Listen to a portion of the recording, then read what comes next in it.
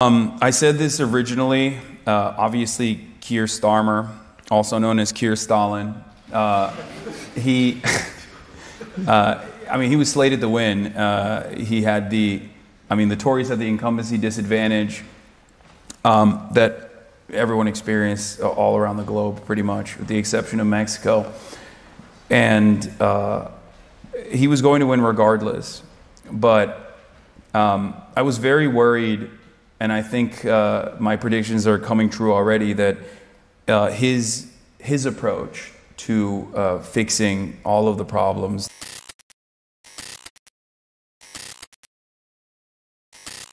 It's a little bit more somber of a tone than I take normally. Yeah, well, thank you so much for that speech.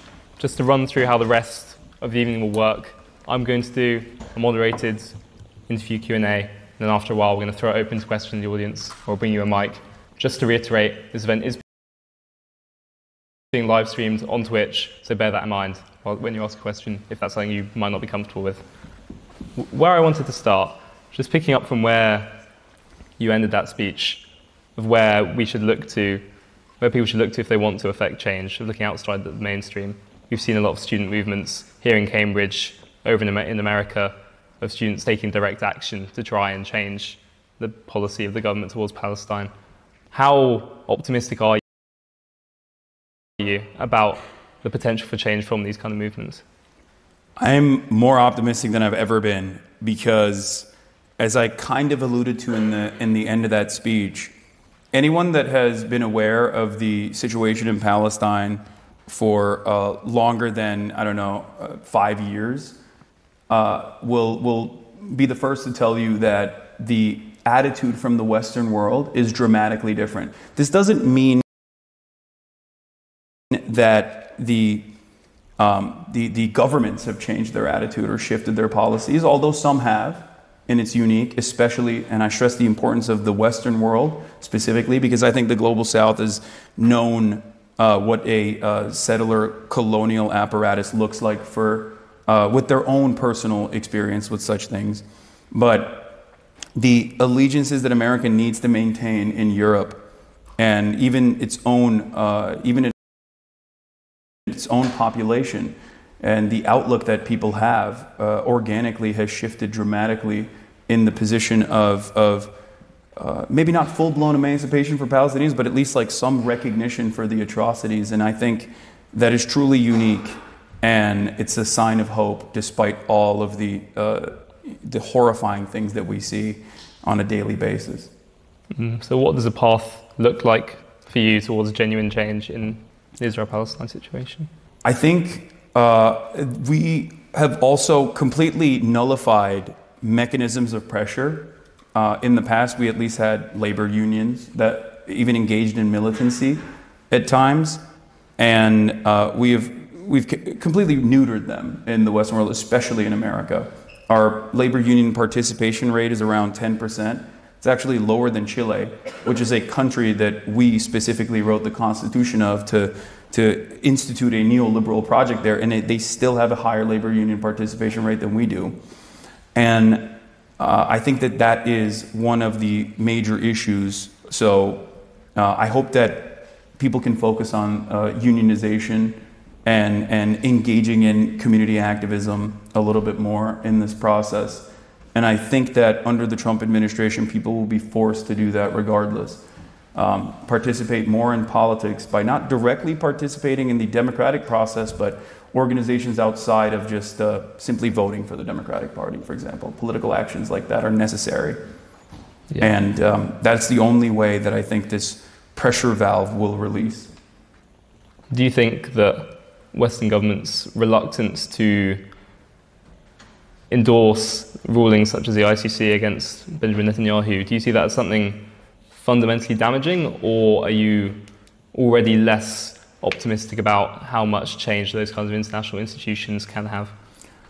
I mean, I think it's unique when you see the very fact that the ICC prosecutions are even taking place. It's obvious that this is a new step. These organs of international justice, the Geneva Conventions, or I guess in American terms, the Geneva Suggestions, the United Nations, like all of these international organs that are supposed to uphold humanitarian laws and principles are historically only used against the enemies of the West.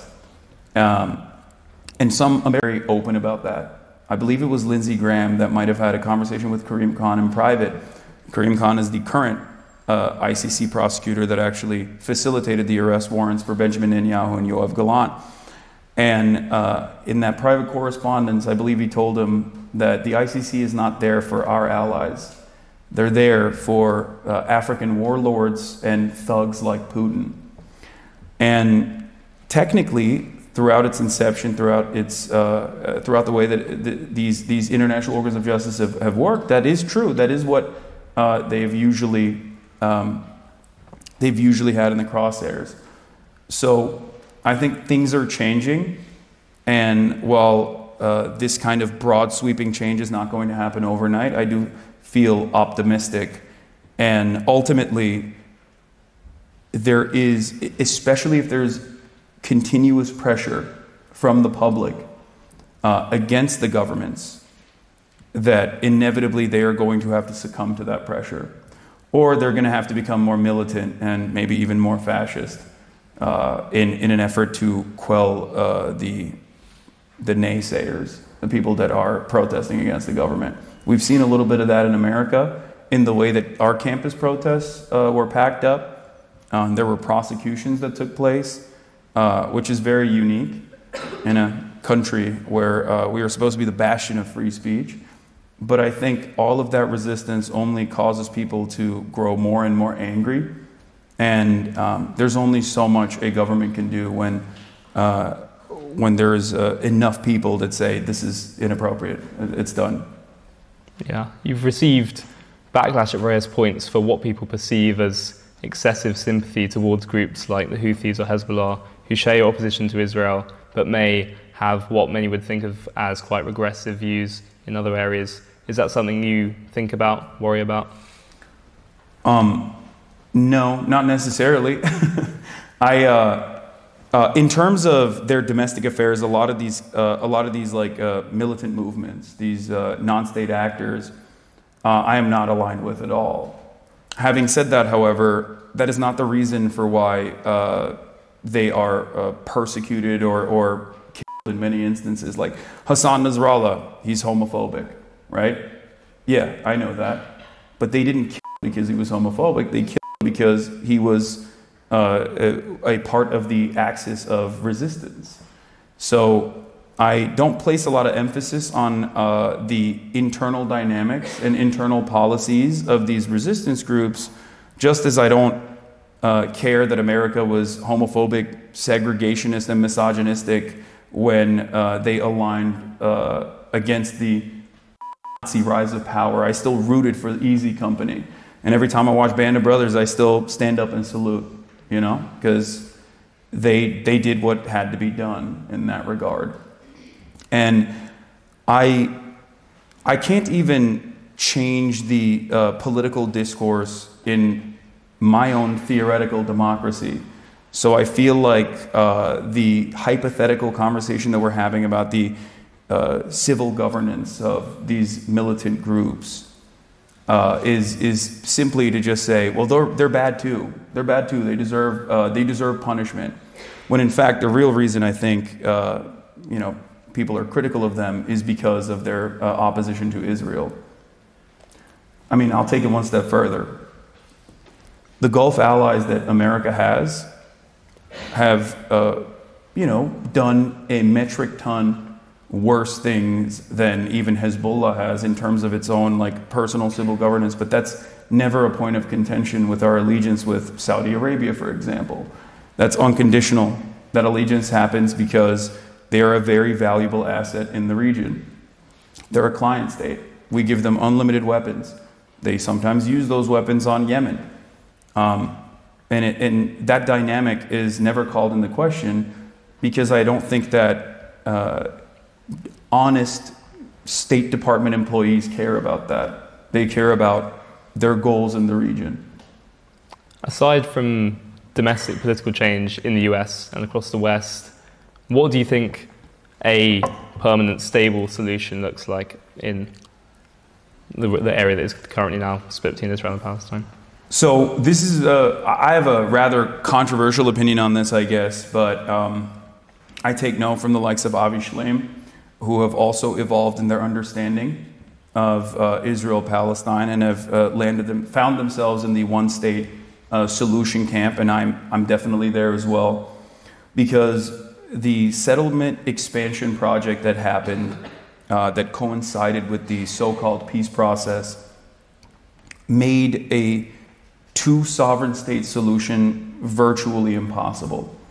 Either you have to forcibly expel 750,000 settlers from both occupied East Jerusalem and occupied West Bank, which is not only impossible, but would be very violent. Or you recognize that the current order of business is that Israel is the singular sovereign state, but it's an apartheid state. And that's the way I approach it. I believe that Israel must dissolve its apartheid and offer citizenship to every single Palestinian, equal rights, equal representation, and become a secular democracy. Israel cannot maintain its demographic concerns. Because what are demographic concerns at the end of the day? I mean, we have demographic concerns in America, but we know exactly what that means when a white supremacist says we have demographic concerns in America. But that calculation is so different when it comes to Israel. Israel's demographic concerns are not seen in the same lens of ethnic and religious superiority implemented by one group and completely dominating and subjugating the outsiders in a similar vein as Nazi Germany or even South Africa did. It's seen as a mechanism of defense. We have security concerns. We have to have a demographic majority. I can't think of another state that is in the comfortable bosom of Western empire that openly states in its laws that they have to populate certain areas with a certain percentage of Jewish people, or any number of any kind of ethnic group. It doesn't have to just be Jewish people, but that is the reality for Israel. So I think that's old school politics, and I think it has no place in the modern world. Just to touch on something else you brought up in your speech, social media. Do you think that is something that has fundamentally changed politics, sort of the democratization of information, or do you think that it's the same dynamics playing out over a new medium? I think it's fundamentally changed politics, sometimes for the good and oftentimes for really awful purposes. I obviously benefit greatly from it. Someone like myself would never be considered a media figure, especially with how isolated mainstream publications are. I feel like I do not fit in the boundaries of permissible speech in mainstream politics and mainstream political discourse. There's a lot more space on the right for that sort of thing, but there's rarely ever any space for the left in this conversation. So yeah, I greatly benefit from the democratization of media. I also understand that for the first time ever, we get to see conflict in real life as it's happening, as it's unfolding. We get to automatically see the victims of American empire or the victims of Israeli actions as real human beings. In the past, I think, and in the early stages, in the immediate aftermath of October 7, CNN and numerous other publications basically kept running the same route. They immediately had a IDF officer that is tasked with basically propagandizing and contextualizing whichever new fresh hell Israel had unfolded upon the Palestinian population. They would go on CNN and immediately talk about how these are terror babies. They had to be killed. This hospital is a terror headquarters. We had to bomb it. And because of TikTok and because of other various social media platforms, people were able to see that that was not the case. People were able to see that, no, you're killing than, regular civilians. Like, I know because, I watch them on TikTok. And I think that has definitely played a role in people no longer being as confident in legacy publishers.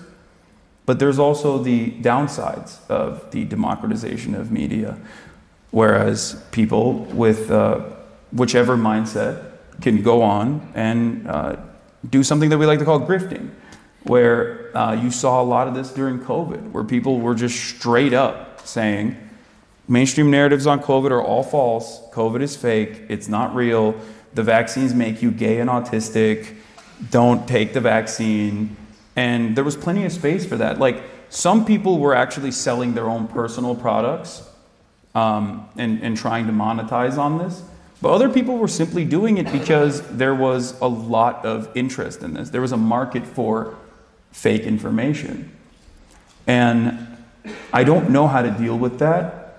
I guess spirited debate is one method, but when the faucet is so when the faucet is open and it's uncontrollable, when there's so much disinformation, I truly don't know how you deal with that. How do you see your role within that new space? Is it more of an activist, more of a journalist, an entertainer, or some kind of mixture of the three? I would say a mix of the three. I don't call myself a journalist. I'm a political commentator. But first and foremost, my goal is to be educational, but also be approachable and appealing and entertaining. So I try to make things, I try to make certain subjects that are otherwise complex easier to understand and also entertaining.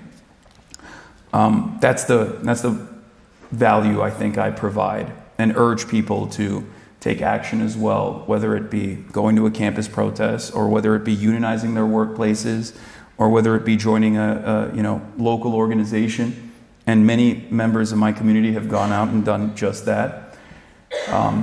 Some have actually gone into local office as well. But outside of that, I also try to combat the misinformation as well, because there's a lot of that out there. I try to hold people's hands through the process of looking at the news. I look at it with a critical lens, and I try to explain to people the biases that certain outlets might have in favor of a particular direction. Omitting key details, burying the lead. Something that a lot of people, I think, are now familiar with is passive voice. This is something that Americans, at least, are very knowledgeable on. Whenever there's any instance of police brutality, the media always makes it seem as though this chaos unfolded on its own. I think mainstream presses utilize the passive voice for all actions that Israel is engaged in as well, quite a bit. Bullets enter the leg of Palestinian. Like, who shot the Palestinian person? Like, how do we get here? I try to explain to people why there are some editorial controls in this regard. But ultimately, I rely heavily on mainstream reporting. I have wonderful friends in these institutions, these outlets that do a tremendous job. And I still greatly value objective news reporting. I wouldn't be able to do what I do without it. Yeah, no, it's very interesting what you say about the passive voice. We actually had the head of the BBC here a few weeks ago, and I asked him about that, and it's obviously something they think about, but it's obviously up to you how you interpret where that comes from. You did an interview actually on CNN recently, where the concept of you being the left's Joe Rogan was brought up, which is something you're quite dismissive of. Yeah.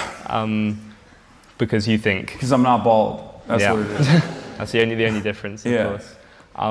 You think it's more about policy. It's not about the left finding a Joe Rogan figure. It's about the Democratic Party changing its policies.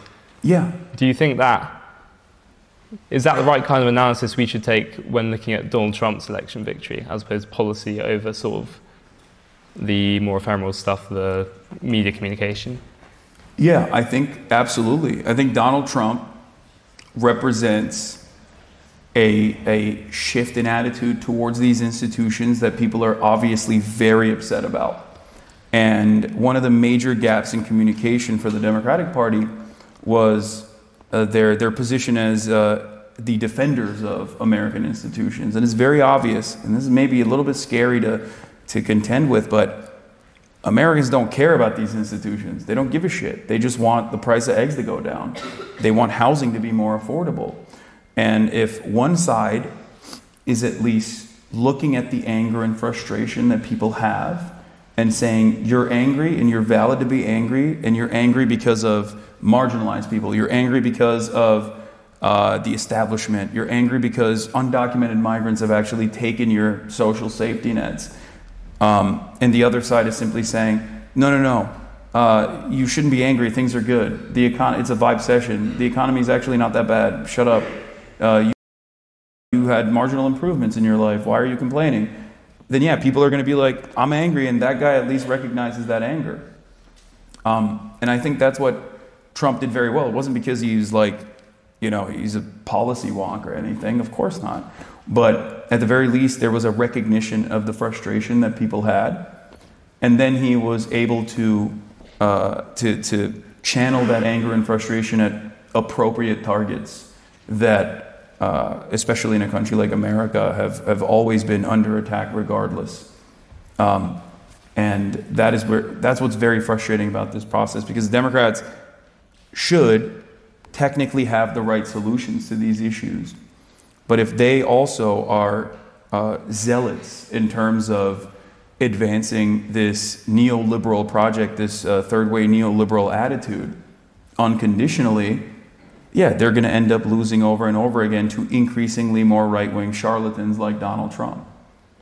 Yeah, I know there's a lot of commentators around the Democratic Party and sort of observers here in the UK who would question that characterization of the Biden presidency in particular as unmitigated neoliberalism. They would point to, the Build Back Better Act, the Inflation Reduction Act, the infrastructure spending, the student loan stuff. They would argue, there's an argument that exists that Biden did all that and he still lost, so why does it matter? Why do you think that's wrong?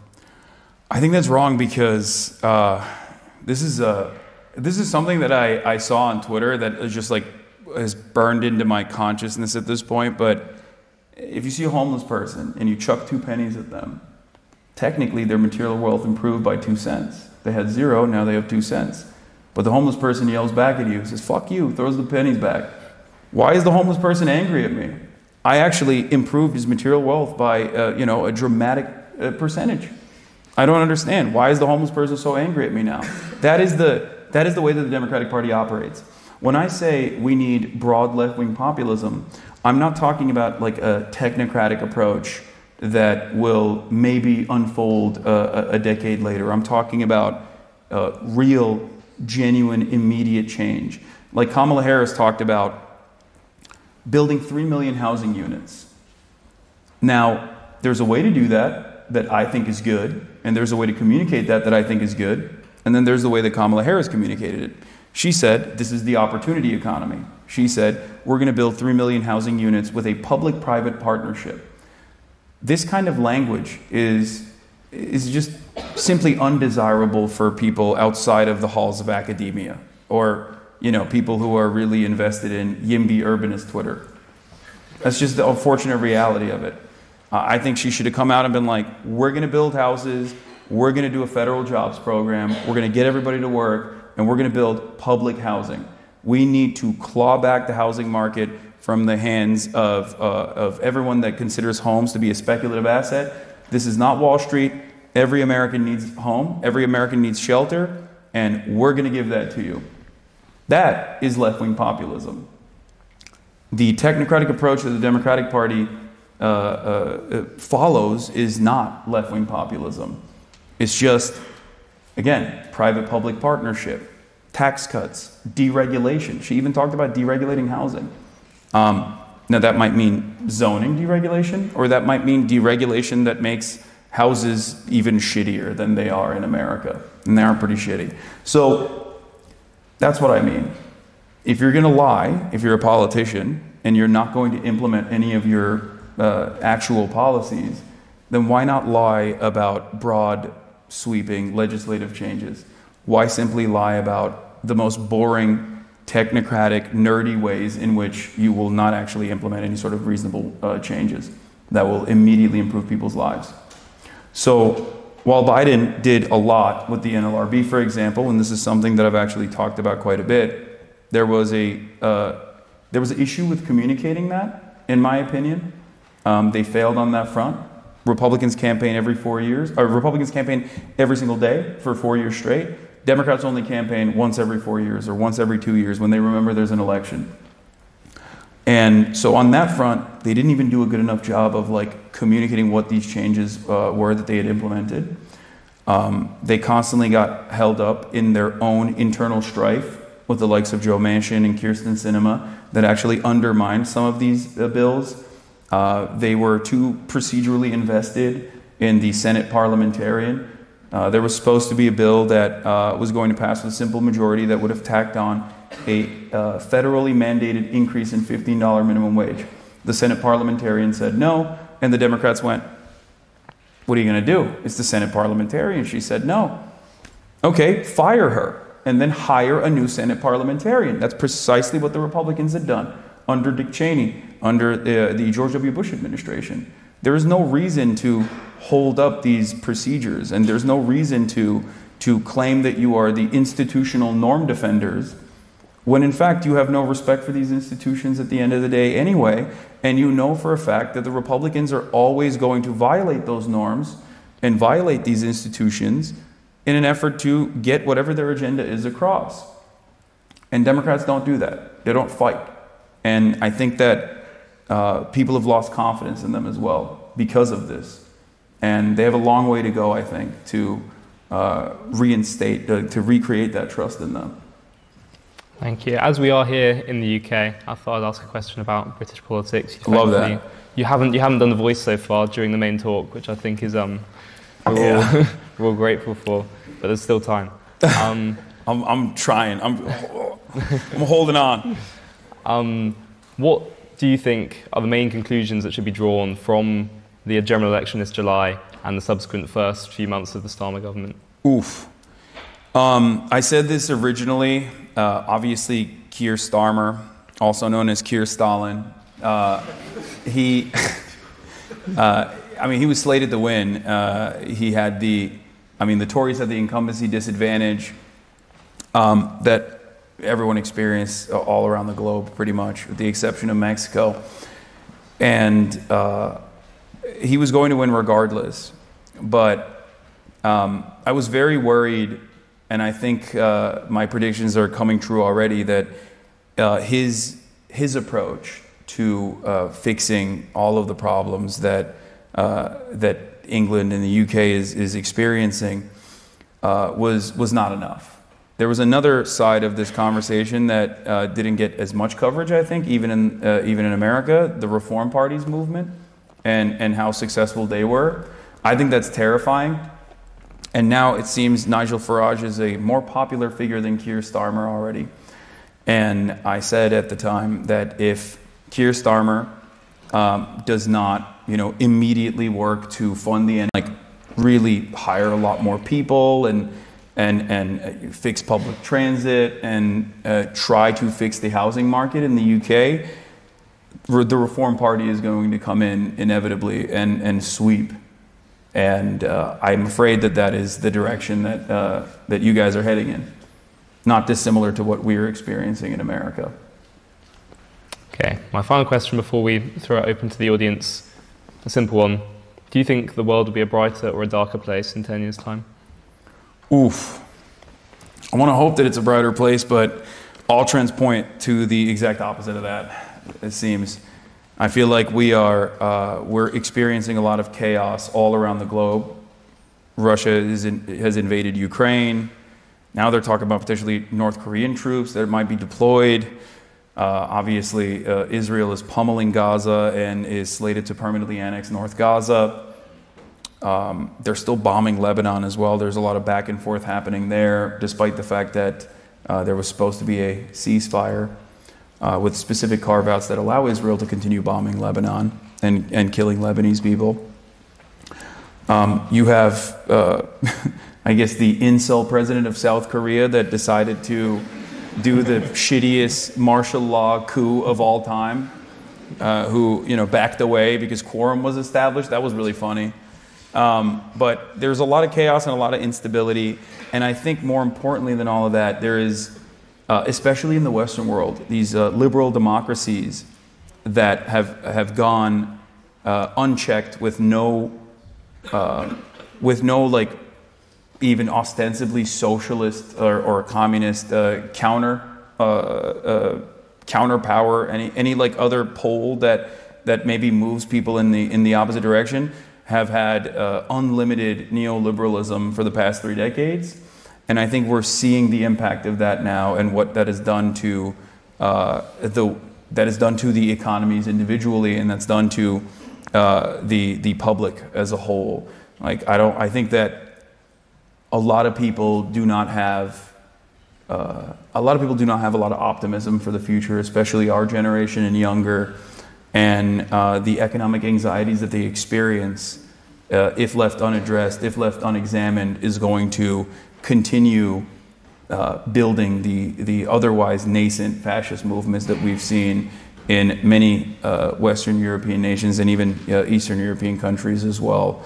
You have the AfD in Germany, you have the Reform movement here, you have Marine Le Pen's party in France, Meloni is already in power in Italy, and it's happening globally. You have Donald Trump in America. Like, these guys are all ideologically aligned on the boundaries of nationalism. And I'm very fearful about the prospect of the future, especially when there's no mechanism of pushback. And in all of that instability, I think, at least historically speaking, fascism has always been a means to reinstate control, to institute some stability and control. And that's a terrifying prospect for the future. Not to be too much of a downer, sorry. Thank you. Okay, so now it's time for some questions from the audience. If you just stick your hand up and then wait till we get a mic over to you, then you can ask your question. We'll go just here. Yep, stand up. Hi, I'm Sadiq. I go to Down College. I've been a fan for a number of years. I just wanted to ask, what's your view on the Global South's prospects going forwards? Because obviously we hear news about their constant domination by the West. What should we be optimistic about when looking at the Global South? I mean, I think, all things considered, the prospects of the Global South is definitely trending in a more positive direction than the rest of the world. And I think that has somewhat to do with Chinese initiatives as well. They're offering more favorable loans. They're engaging in development because they're interested in creating a secondary market, because everyone understands that, like, the next stage of the Cold War is most likely going to be the United States of America against China. And if the tariff faucet opens up, all of a sudden you need other developed markets to be able to sell products to. So in that process, I think a lot of people are, I guess, hedging their bets. They're leveraging against American dominance. And this has been somewhat prosperous for the Global South, but I don't necessarily know where it goes in the next 10 to 20 years. But it's not that bad, all things considered. Should we go on the front row here? Hi. First of all, I'd like to thank you for your moral force of your arguments, and I think most of us can agree that the people who perpetrated these crimes of Gaza should face the full force of justice. But I do struggle to see in your arguments actual moral consistency or constancy. How you just talked about the Houthis, for example, I'm sure it's disturbing, not only for me as a gay man, but for other gay men, when you dismiss things like the murder of tens of people at the hands of the Houthis as a mere internal issue. It strikes me that that doesn't seem very morally consistent. And likewise, I think some of your remarks on Gaza have been troubling for many women. As you know, in the October 7th massacre, the Hamas forces who entered not only murdered hundreds of teenagers our age, but also, according to the United Nations, committed a pattern of sexual violence, targeting many of the most vulnerable women, including people who were taken hostage. It strikes me to win this argument and to actually provide justice to the causes you seek about, you need to be morally consistent. And you need to understand that there's a universality in our values, where we must think about women and think about gay people, no matter where they are. And I'm wondering, have you always been the most helpful advocate for your causes? Great question. So, in terms of the sexual violence, I've never denied it, and that there are definitely people that have clipped things out of context to make it seem as though I have. But my approach on this has always been consistent, whether it be the Ansar Allah administration and the violent actions that they take against the gay Yemeni population, or whether it be any sort of sexual violence that anyone has been victim to. I think that that is completely unacceptable. There is no world in which that I would say that the perpetrators of such crimes should not face any justice whatsoever. I think that I simply look at historical reference points such as like the Nat Turner Rebellion, for example, or the Haitian Revolution, or even the many acts that the ANC's militant wing engaged in the struggle to abolish the apartheid in South Africa.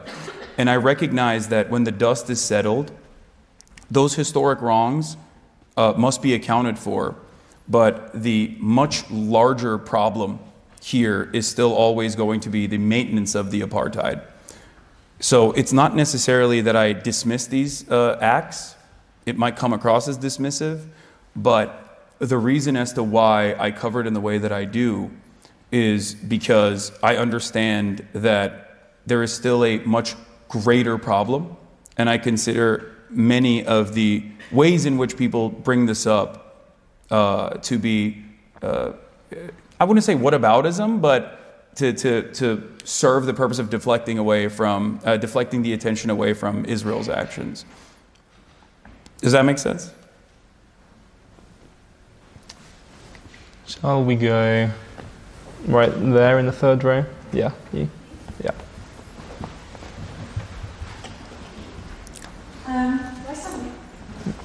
It's up to you. Hi, I was struggling whether or not to ask this question, but potentially following on from what was just asked. I do appreciate the work that you do for the left. I don't want to diminish the extent to which you advocate for people's, general right to exist, especially women. However, I think maybe the person is political here. So you have been embroiled in controversy on account of your use of sex workers in your personal life, which you do openly speak on. Yeah. I support making the safety and autonomy of sex workers a priority. I don't oppose the criminalisation of women who take part in this kind of labour.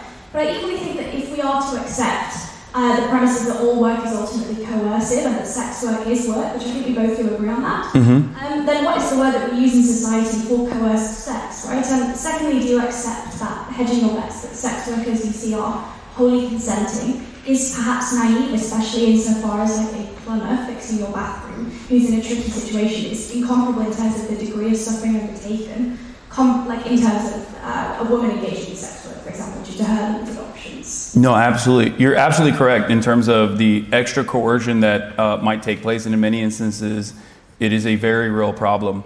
But I think that my approach to this has always been, first of all, I've dated sex workers as well. I'm very public and very open about my advocacy for sex work. In terms of the moral dynamic of it, yes, I understand that there is a difference there as long as people are voluntarily, as adults, consenting to the act. And the only way, I think, to ensure that that is the case is to monetize sex work in general, but also make sure that there are proper mechanisms in place to ensure that this is a safe process, that people are not engaging in this act involuntarily.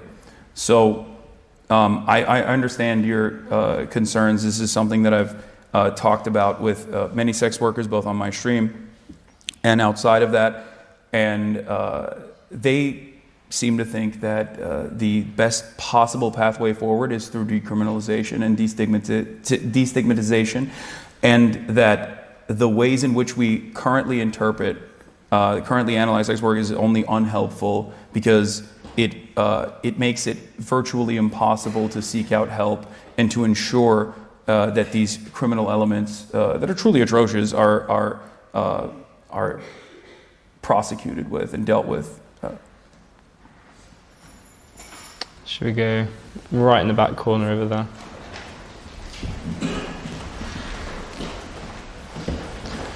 Trinity College is the largest and by far the richest college at Cambridge. It built over £2 billion worth of wealth through all the nefarious means you'd probably expect, including continued investment in arms companies like Elbit Systems.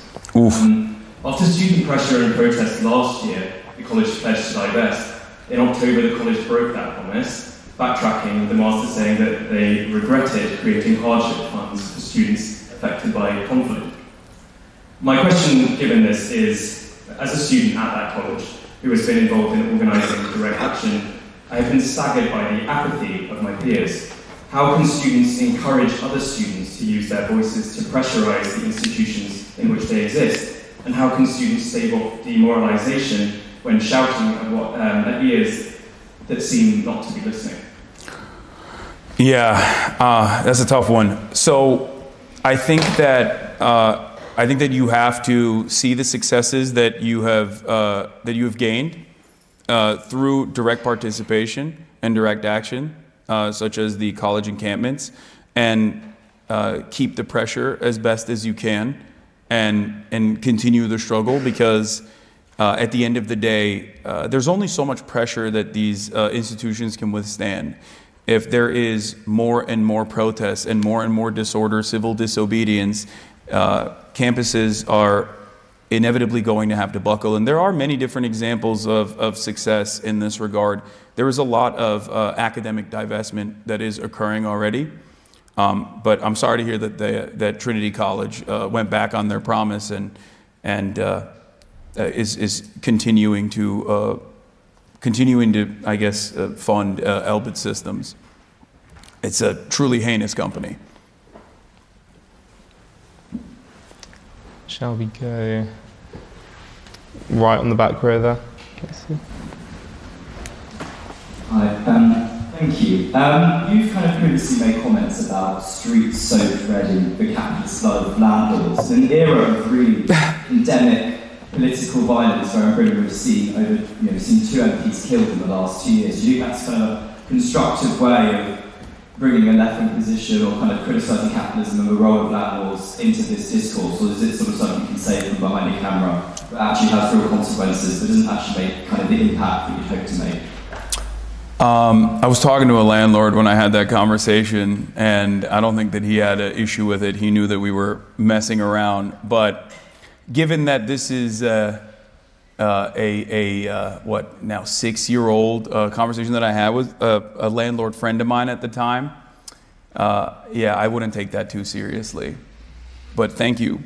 No, I am not an advocate for killing landlords. Shall we go right there? Yeah. Thank you so much for your speech. It seems over the past 5 years, the left has spent a lot of time building up defenses against hate speech, which in the past year and a half, have been really turned against us on college campuses. In England, the child of Holocaust survivors was arrested for terrorist speech. Why does it seem that only the right fights for free speech? Why does the left not fight for free speech? And should the left fight for free speech? So that's an interesting question, because I think that historically the left has fought for free speech, and this still has limitations. I guess if you're talking about free speech in the American understanding, because that's the most expansive, we have never really abided by the principles of free speech to begin with. It seemingly only encompasses protecting hate speech, and rarely ever speech that is truly disruptive to the pre-existing hierarchies. And what I mean by that is, and this has happened in the UK as well historically, where fascists, when they protest in the streets, they get police protection. But when and there's any sort of socialist uprising or leftist uprising, they're usually the ones who have to face police brutality and police violence, at least historically. America, like I said, has the most expansive free speech protections, and yet in 32, if I'm not mistaken, it might be 36 now, states in the United States of America, you actually have to sign a pledge if you want to become a school teacher in the state of Texas, for example. You have to sign a pledge that says you will never engage in BDS, boycott, divestment, and sanctions on the state of Israel, which is, once again, a formerly successful initiative against apartheid South Africa. That's where BDS comes from originally. And yet we have these very obvious restrictions on free speech when it comes to Israel. I think that ultimately the notion that there is free speech absolutism is somewhat silly. It's never really existed. And I think that there are well-established boundaries that many people agree to across the board. Like, there are certain kinds of freedom of expression that obviously should be considered criminal. Child pornography, for example. Like, that's not protected under free speech. And some places are more expansive, others are not. But ultimately, I think it doesn't really matter. There's no real champions of free speech absolutism. That doesn't exist. I guess maybe, like, with the exception of Noam Chomsky, I've rarely ever heard anyone make a convincing free speech absolutist argument that is genuine. It's just not something that the right believes in. That's why they have been able to portray themselves as champions of free speech in an effort to get away with hate speech without any consequence whatsoever, because free speech doesn't mean that there should be any sort of freedom from consequences. And yet they have positioned themselves as champions of free speech while simultaneously, in the United States of America at least, right-wing groups are responsible for book bannings, books being pulled out of libraries all across the country. They very successfully launched an initiative against what they consider to be CRT, critical race theory, woke DEI policies and the like, and they have truly undermined free speech and free expression, and also just like a normal education about American history. And they've been doing this very successfully while simultaneously pointing the finger of blame at the left. So I think ultimately we just have to be reasonable about it and understand that there are very real limitations to such things. And when people cynically try to regulate free speech with honest parties that are involved in spirited debate, then you can shout them down a little bit. You can tell them, no, that's not the case. I think one very clear example of this is the conversation surrounding Israel-Palestine. In America, we censured Rashida Tlaib. She's a Palestinian congressperson. We censured her in our Congress because she said, "From the river to the sea, Palestine will be free." This is an emancipatory slogan that I think people cynically claimed was anti-Semitic and censured her. No such censures exists for the likes of Tom Cotton, who very famously wrote a New York Times article demanding that Black Lives Matter protests be violently squashed by the military. Tom Cotton, who has demanded that pro-Palestinian protesters and environmental activists be killed for protesting and blocking roads. There is a Louisiana Senator Kennedy, who in a congressional hearing about anti-Semitism, hate speech, and Islamophobia, turned to an Arab speaker and said, that she was in support of Hamas, Hezbollah, and that she should put her head in a bag in shame. No censures existed there. So no one is really principled on this, and I think it's important to point out those inconsistencies and just say, look, in order for there to be a productive conversation, there's going to be some boundaries. And if there are no boundaries, then you're not going to be able to have a productive conversation. So that's what I think at the end of the day. I don't know. It's not a very great example. It's not a very great way to end that point, but it's not something that I have any sort of like well-defined perspective on. It's a case-by-case basis. I'll know it when I see it. Let's go just there. Yeah, in the green. Considering the success of right-wing initiatives across the West, how do you think these will impact the way in which left-wing speakers conduct themselves? And do you think we will see left-wing politicians engage in maybe more centrist policies, or perhaps engage in the type of rhetoric we see from the worst of their right-wing counterparts? Oof. I hope that they don't do that, but all signs point to that right now. I mean, Seth Moulton came out and immediately after the election defeat was like, oh, we lost because the Democratic Party was too pro-trans. It's not, that was never even a conversation. There was no trans speaker at the DNC. The Democrats didn't even aesthetically point to any marginalized communities and said, we're going to defend you guys. They didn't even do that. They went super right-wing. And it seems like they are more comfortable capitulating to right-wing framing on issues like we saw with the conversation surrounding undocumented migrants and what to do. America is a nation of immigrants. The reason why we have not fallen in the trap that many developed countries have in terms of their population growth stunting is because of the unrestricted immigration into the country that has kept the nation young. And yet, the Democratic Party this time around did something that I truly consider to be unconscionable, where they caved on the right-wing framing on this issue and basically admitted that undocumented immigrants constitute a national security threat. So if they go in that direction, they're just going to keep losing as the right continues to increase the stakes. Because there's no world in which you can outflank the Republican Party on hate, on bigotry. That's their territory. That's the comfortable space that they exist in.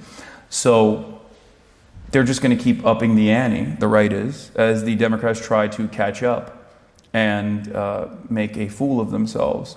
And even if they were to be able to successfully, capture the attention of white nativists who want this kind of anti-immigrant agenda, do we really want that, is the question that Democrats should ask themselves.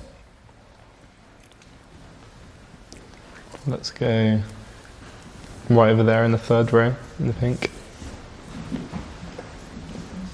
Hi guys, I just wanted to ask, since you're known for blending humour with serious political discussion, in your opinion, what is the role of comedy and satire in shaping political views? And how do you prevent this from possibly undermining the gravity of the issues you're trying to address?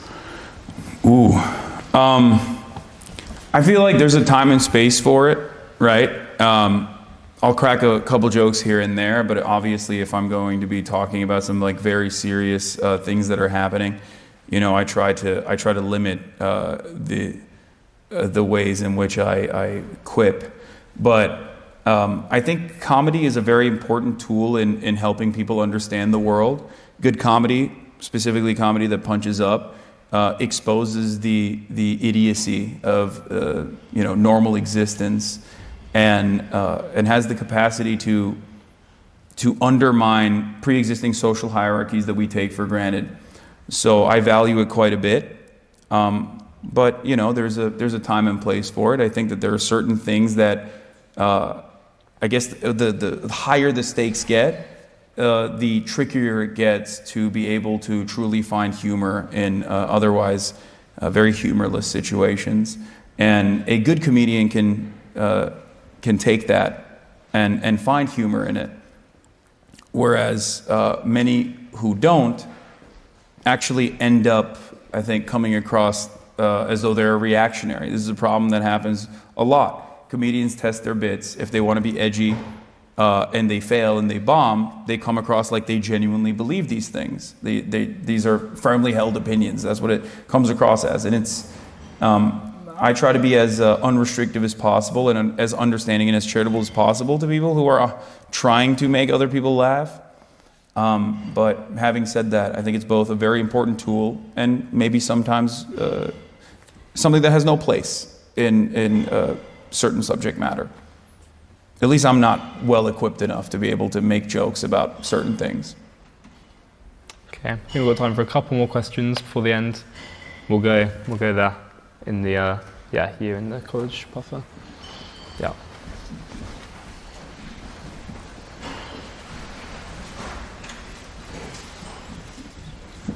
Hello. I'd like to ask you about your inconsistencies when it comes to Russia and Ukraine compared to your takes on Israel-Palestine. You talk a lot about displacing the Palestinians, which I agree is a horrible act, but when considering Russian annexation of Ukraine, you quote say, "It boggles my mind that Crimea belongs to Ukraine." And when you talked about Crimea's should own Crimea, you said that Ukraine was like, "We just stick to that to Mongolia," I think. No. I said Crimea belongs primarily to the Tatar population, which is historically... Greece, Russia... I said Greece. I said Turkey and Greece. That was a joke. I don't think, for the record, I don't think Crimea belongs to Turkey. Just so you understand. Maybe you didn't get it. But I don't think that that's valid. And the other question... Go ahead. In addition to this, but when asked for your opinion on the ceasefire, you mentioned Boris Johnson as the reason for why it failed, even though Boris Johnson's arrival that was on the 9th of April, and then Lavrov mentioned his arrival to Kyiv was on the 9th of April, and Lavrov himself said on the 7th of April, way before that happened, the Ukrainian demands are unacceptable, a ceasefire and a peace deal will not happen. So the question is, why do you flirt so much with Russian narratives when it comes to Russia and Ukraine? So in terms of Russia's annexation of Ukrainian territory, I think it's wholly unjustifiable and inhumane and very cruel. I've made that very clear time and time again. As far as the ceasefire negotiation, I believe you're talking about the 15-point plan that was discussed in Antalya, if I'm not mistaken, at a time when Ukraine had maximum leverage in comparison to where it is now. And there is no inconsistency in that narrative, especially because I was a champion of a ceasefire for Ukraine very early on, just as I am a champion for ceasefire in Israel-Palestine as well. Because first and foremost, I think what we have to do is stop the bleeding.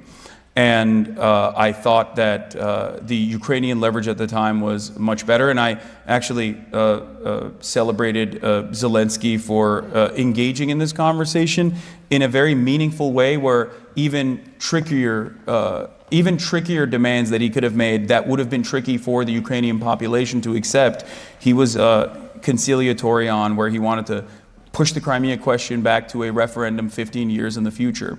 And I think that that was a very solid way to potentially try and stop the Russian onslaught. Now, make no mistake, I don't believe that Russia was going to be committed to the ceasefire negotiation either. That much I made clear as well. But the point I always stressed was, ultimately every conflict ends with treaties. And that the quicker you can arrive at that position when you have the most amount of leverage, the better it will be to save the lives of countless people in Ukraine. And I believe, unfortunately, that is what has happened. In terms of Russian posturing on the ceasefire process, you mentioned Lavrov. Yeah, they have the same political pressures, maybe not to the same degree as Zelensky does, but they have the same political pressures. They have to posture. They have to make themselves look strong. I think ultimately what matters is what you leave on the table and what you come to terms with. And one thing that I stressed over and over again for people who kept saying, this is appeasement, at the time, this was years ago at this point, was that if the ceasefire process falls apart and if Russia continues to bomb Ukraine, then you're still back to square one. So nothing technically changes with the exception of a period of stability. So I am always going to be in favor of trying to maintain any sort of treaty or any sort of ceasefire in general. Same with Lebanon and same with Gaza. So I don't think it's inconsistent at all. Okay, and we will take one final question. Let's go right all the way at the back in the corner over there.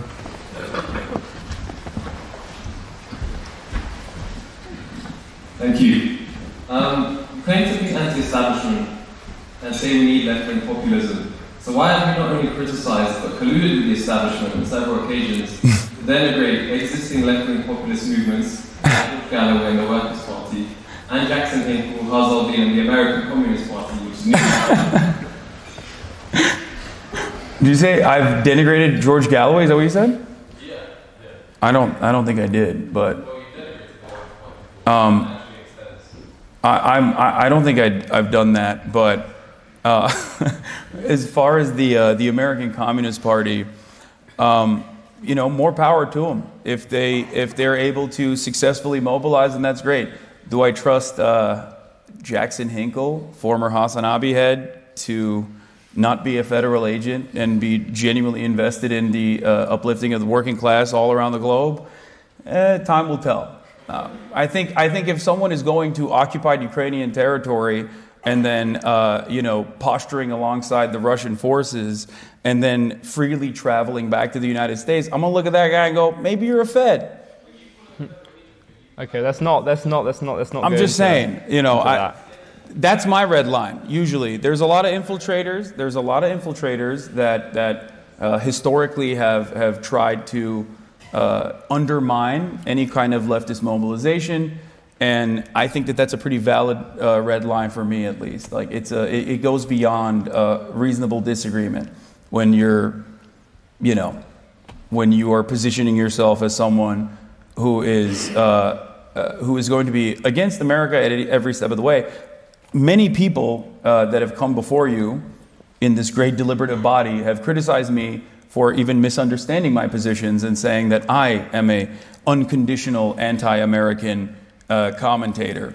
But I think I'm a little bit more reasonable than that. For me, if you go to occupied Ukrainian territory to do propaganda for the Russian government, which is not a socialist government at all, and it's a autocrat-backed plutocracy that is engaging in completely unjustifiable actions and engaging in slaughter of people. I think that's, and then you were freely able to travel back to the United States. I'm gonna be like, oh, this might be a Fed. Okay, we're gonna have one more. We're gonna squeeze one more extra in after that one. Let's go right here. Yeah. So, well.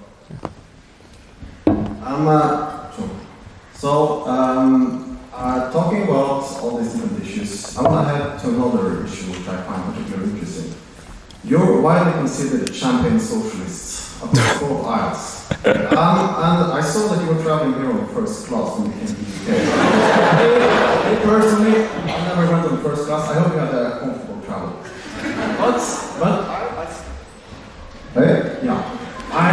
I still think it's an issue worth pointing out, because when it comes to especially the consumption of luxury goods, sports cars, $1 million property, which you've been known to engage in, how can you justify yourself as a moral character on the left when you are benefiting more than many capitalists are from what you're doing as being a Twitch streamer, exploiting other streamers through your reaction content, which you are, which is a widely established fact.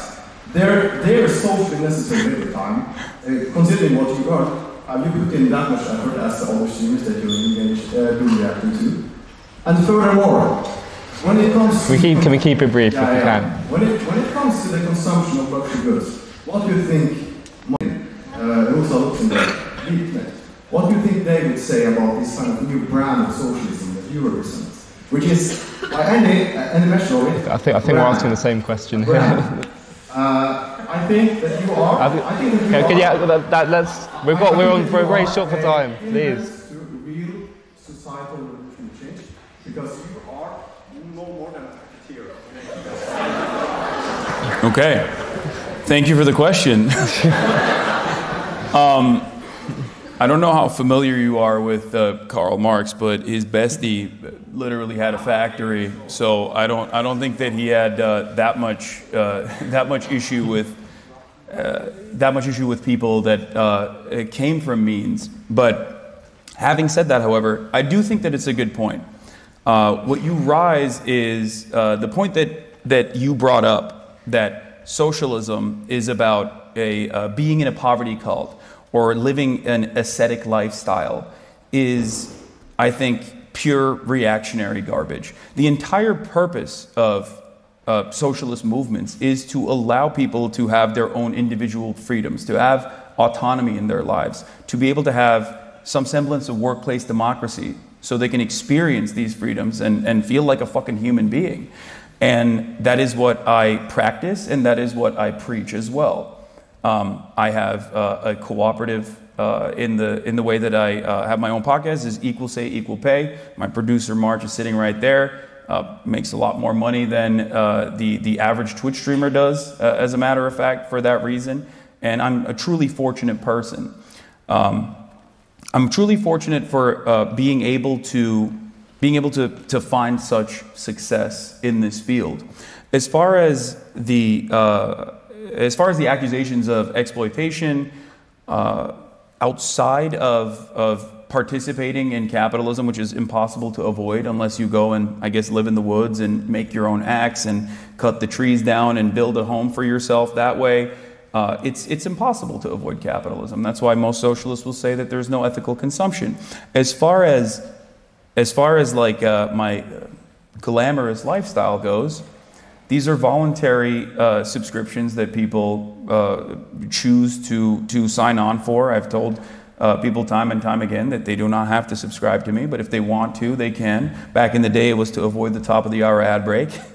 I don't even serve ads anymore. I do a decent amount of fundraising on top of that, even though I don't think that philanthropy is socialism. I don't think that it works that way. And I work with labor movements in general. I'd say that someone of my level of wealth or my level of means is perfectly valid and perfectly appropriate. You might consider that to be self-serving, but I don't. And it's never been something that is inconsistent. When I was broke, I advocated for the same exact things that I advocate for now, and people would say, you're just jealous of the wealthy. Now that I do have money, people say you're a hypocrite.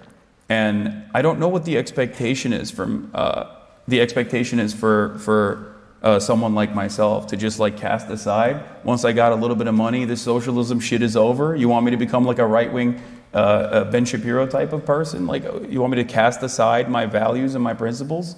No, I'm not going to do that. So I'm very fortunate, and I try to use all of that fortune for good and to continue uplifting voices that are unheard and to continue to advocate for people to get that same level of emancipation and autonomy in their workplaces and across the board. It's no different than my advocacy for against police brutality. I'm not black, but I speak on black issues. I'm not trans, but I speak against transphobia. I am not any longer broke, but it doesn't change that dynamic for me even a little bit. I think that I'm still going to continue doing that, regardless of the home that I purchased for myself. It's not my fault that the California housing market is dog shit. I purchased a house for myself that my family can live in. That's a pretty valid thing. That's a pretty normal thing. I think that's something that everyone should be able to do, should be able to get. Now, if I were to say, well, I own a home now, so I think the housing market is good. We shouldn't do any public housing. We shouldn't claw back housing prices. Then yeah, that would be inconsistent. That would be hypocritical. I guess it would be more consistent in the way that you interpret who I am and what I should be, what values I should be presenting. But I think that would be true hypocrisy. And as far as the luxury car goes, I leased a dentist car, an EV, just so everybody knows. I'm going back to a Toyota, don't worry. So I can get my socialist bona fides. Okay. But yeah. Thank you. That is sadly all we've got time for. I'm going to say a couple of other things in a second, but first of all, let's all say a warm thank you to Hasan.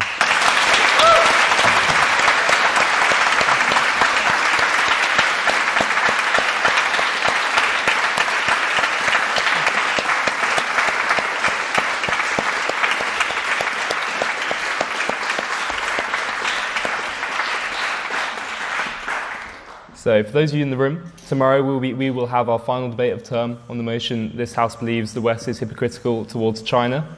For those of you watching online, we are the Cambridge Union. Find us on Instagram and YouTube for so much more. It's great. For those of you who have signed up for the meet and greet, that will be upstairs in the library. You will have got an email. There is only people who've got the email can come in, so please don't come along unless you have received that. There was a ballot on our story. So if you just remain seated whilst me and Hasan leave the chamber, and if you are in the meet and greet, then come upstairs. Thank you so much for coming. Thank you for having me, guys.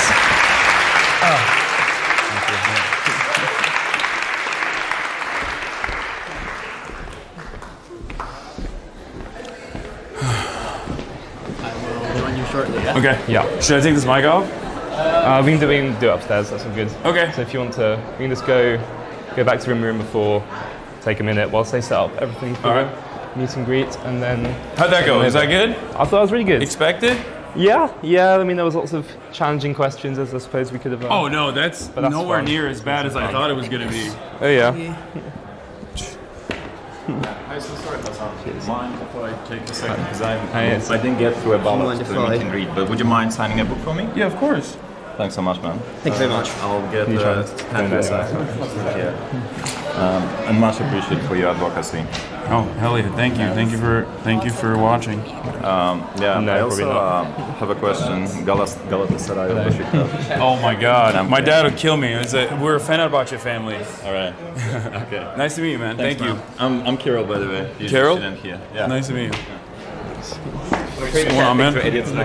I've got a quick question. Well, first of all, thanks for coming around. Oh, of course. Second of all, do you feel that, like, as your platform grows, this manner in which you have to communicate your topics and what topics you choose changes? And how does that go along with, like, the evolution and growth of platforms like Twitch going forward? No, I mean, it might be the case for other people, but no, I've maintained the same exact positions and have the same fire and same heat for it for years now. You can go back and watch, like, I don't know, things that I've talked about 10 years ago, 8 years ago, 9 years ago, and you'll see, like, it's identical. Oftentimes, that's what makes my commentary a little bit easier, I think, because in many instances, I'm just, given the problems are unchanging. Yeah, have you got the? In many instances, I found myself repeating. Yeah, and you've got the list, same right? exact things. Okay. You can the same exact statements in general. What's up? Yeah. Just hold them here. Okay. I'll let. Yeah, no problem. Nice to meet you. Yeah. Where is it happening? Here? Should we just go over there? Yeah, if that's all right. I think the stuff's already in there. Cool. I think people really liked it I haven't seen my chat, but they did? All right, good. I'm glad. I don't know why people think that when they, like in real life, if they treat it like a gray name, that they're going to come across like sound and confident. I don't think they understand that. In their head, I think in many instances, people in their minds, like they're like, oh yeah, this is going to be my pop-off moment. But then when in practice, when you're in person against someone, especially someone on a podium, it's very intimidating. Yeah. And that's why they come across as like kind of silly. I'm gonna run the tripod really quick, okay? Would you say that? Yeah. Would you say that Ben Shapiro got more naysayers, or I did? Oh, I think he got more naysayers. Well, he did a bit differently. We got people to actually come up and debate against him. You know, I saw you reading the people from a certain community planning their. Planning their I mean, and it did happen, but I think it's silly overall. No, I don't know why they thought it would go down differently. No, I thought it actually did. I thought it went down well. There were a good balance of people. Yeah, it would have been boring if everyone was like glazing. The last few questions were just. I didn't want to end on George Galloway. That wasn't a question. George Galloway mention. Although no, we can. What's up? Why do you think so many former Young Turks end up joining the right after a while? Oh my God, I don't know. If only I knew. Trust me. It's become a breeding ground for the Jimmy Dores of the world. Yeah. Yeah, I think people. I mean, I've had this conversation with Cenk as well on Cenk's Giving. It's just like, I think it comes from hopelessness, where people just like look at the situation and they're like, nothing's changing. You know what I mean? So then in their minds, I think they're like, well, let's just stop the bleeding. And the quickest solution always is going to be like right-wing reactionary solutions to ongoing problems. It's much harder to solve poverty, intergenerational poverty, than it is to simply say, yeah, we got to lean into the crime panic and we have to like do something about criminals. They're going crazy. So do you think it's more of a right-wing grift, or do they genuinely change their position? Yes. I think they genuinely have changed their positions, I think, which is kind of sadder, I guess. I don't know. But yeah, on some issues, I think they have. They have changed their positions. Yeah, it's just very interesting because I've been watching the Young Turks for like a decade, I think. Yeah. Seeing so many people leave is just... Well, I mean, there's the regular grifters like Dave Rubin. Yeah. Like that, he was never really all that invested. Like he was just like a media person, right? he didn't care. Whatever buttered his bread, he was going to go in that direction no matter what. So that one makes sense. And then there's the cranks that I think like start leaning into the crank side of things, and they're so invested in being anti-establishment that they end up championing the right, which is weird because it's like you're not outside of the orbit of politics. You're literally just a right-winger now, which is the most establishment. It's the most successful out of the two. It's more successful out of the two parties. The fuck? Yeah. And I think that's another thing that occurs. Thanks so much. I don't want to disturb you. No problem. Yeah. Your parents are gonna go get food. Okay, good. Chad, did you like it?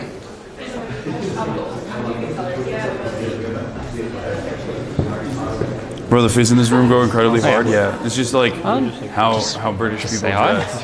This is how it is. It's freeform. Call that in the Cambridge Halls? What? Little March call that in the Cambridge Halls? Yeah.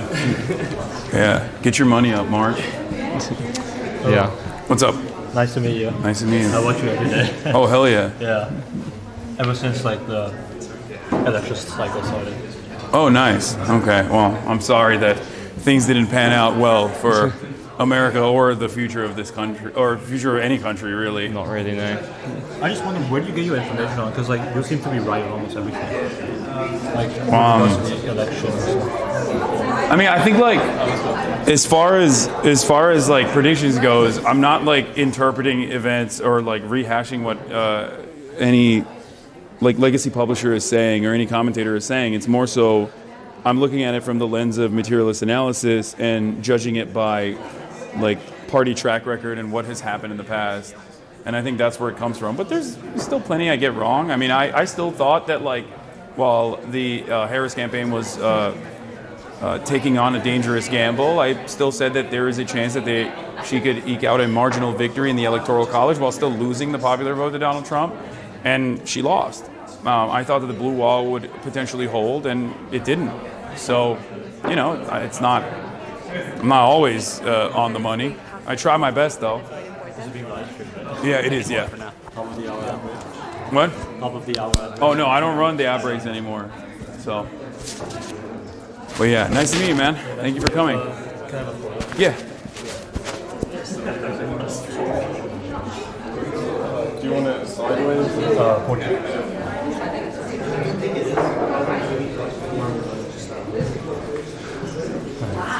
Thank you so much. Yeah, no problem.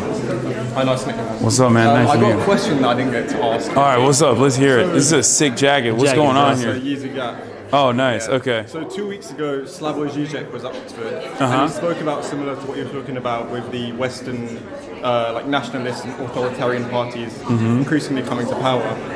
He pointed out that one kind of side effect that comes with this is the political class and the media, but also the public, a rise of shamelessness in society. Yes. Yeah. Yes. So he proposed that we need an increased shamefulness in how we operate and conduct and interact with each other. Like shame others, or does he mean like we have to be shameful? So everyone, the political class, media, but the public as well, needs an increased sense of shamefulness as a society to continue functioning. What were your thoughts on that? I mean, I think Slavo needs to be a little bit exercise a little bit of shame himself, but yeah, I don't know. I mean, it's an interesting theory. It seems patently anti-materialist, so But he's very materialist. yeah. So I don't know where he's coming from with that, but he said a lot of stuff that I don't fully agree with as of late. So who knows? But I mean, I think his old works they stand for themselves. They're good. And what do you think of like Norman Finkelstein? I love Norm. Yeah. He's the GOAT. Yeah. Norm is, with the exception, I think, like anything outside of his chronicling of Gazan history and the Palestinian struggle and Palestinian oppression, everything outside of that, I often will not pay a lot of attention to, whether it's like social issues or whatever. I mean, he's a boomer. He has a landline still, you know? So I don't think he's like gonna understand trans people. Like, I just don't think that's not my expectation. But he is probably one of the most vindicated men in American academia at this point, because virtually every single thing that he has been championing for many, many years has now become almost commonly held opinions. And yeah, I mean, I think he is he's a fantastic academic. He is a very stubborn man. I really appreciate that. I think I'm a stubborn guy as well, and you know, I hope to be as I hope to have an impact as important as his one day, maybe. Cheers, man. Can I get a picture of you? Yeah, of course. Cheers, thank you. All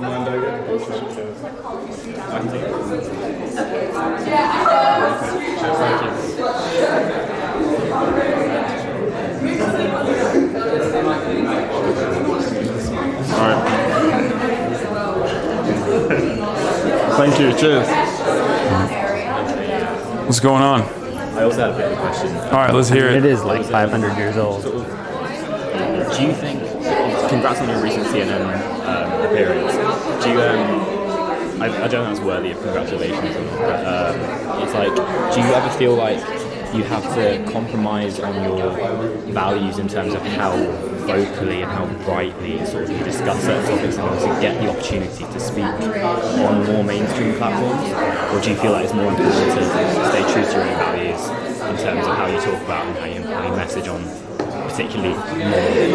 I think I always stay true to my values, but I also value the importance of reading the room, and not everything has to be like almost hysterical. You know what I mean? Like I try to moderate my perspective with the full knowledge of the audience that is receiving it, and I think that's a really, I mean, I urge others to do that as well, to put their best foot forward to the best of their ability, and maybe not even get emotional, you know, it's just, you know, I definitely, I wouldn't say I moderate my perspective, but I definitely try to be. Wait, March. Yeah. You can film this. We're talking politics. Oh, I was just showing chat the room. Yeah. But yeah, I try to moderate my position, never compromising on my values, but I try to moderate it because I'm aware of the audience that I think is receiving it, if that makes sense. Well, great speech. Yeah, of course. Yeah, nice to meet you. UK. No. We've got 5 more years before. If I get fired, it's on you guys. Yeah, but also the weather is ass. The weather's ass. The sun sets at 3 p.m. Yeah. It makes no sense.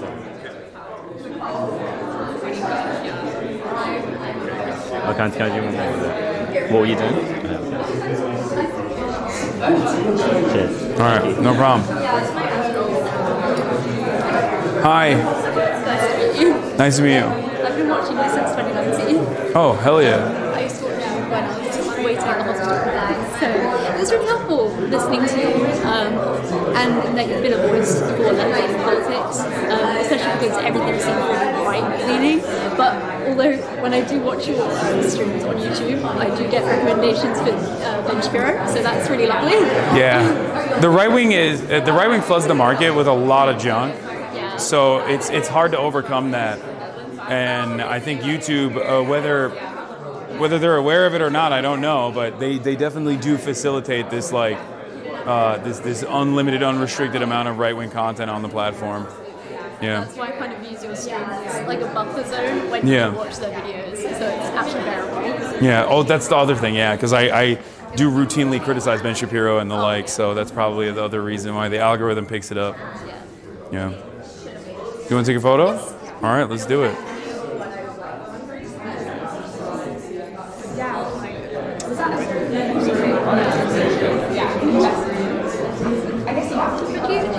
Surely signing up for that. Okay, got a few. Thank you. Okay.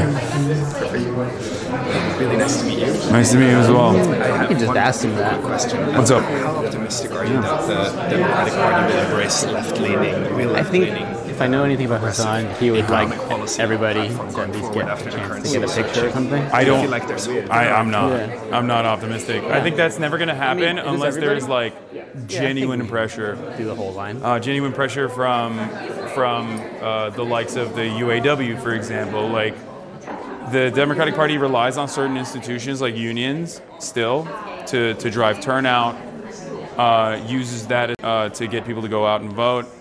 And if left to their own devices, they'll just keep losing. They're perfectly fine being graceful losers and fundraising off of like the horrifying things that the Republican Party does. So I think that there needs to be a more solid network, a mechanism of pressure that will force the Democratic Party to concede. Yeah. Yeah, of course. The voices. Mark, can we see the roof? Okay, just really quickly. Awesome, thank you. Nice to meet you. What's up? Hi, thank you for the talk. I really enjoyed it. Oh, nice to meet you. Thank you for watching.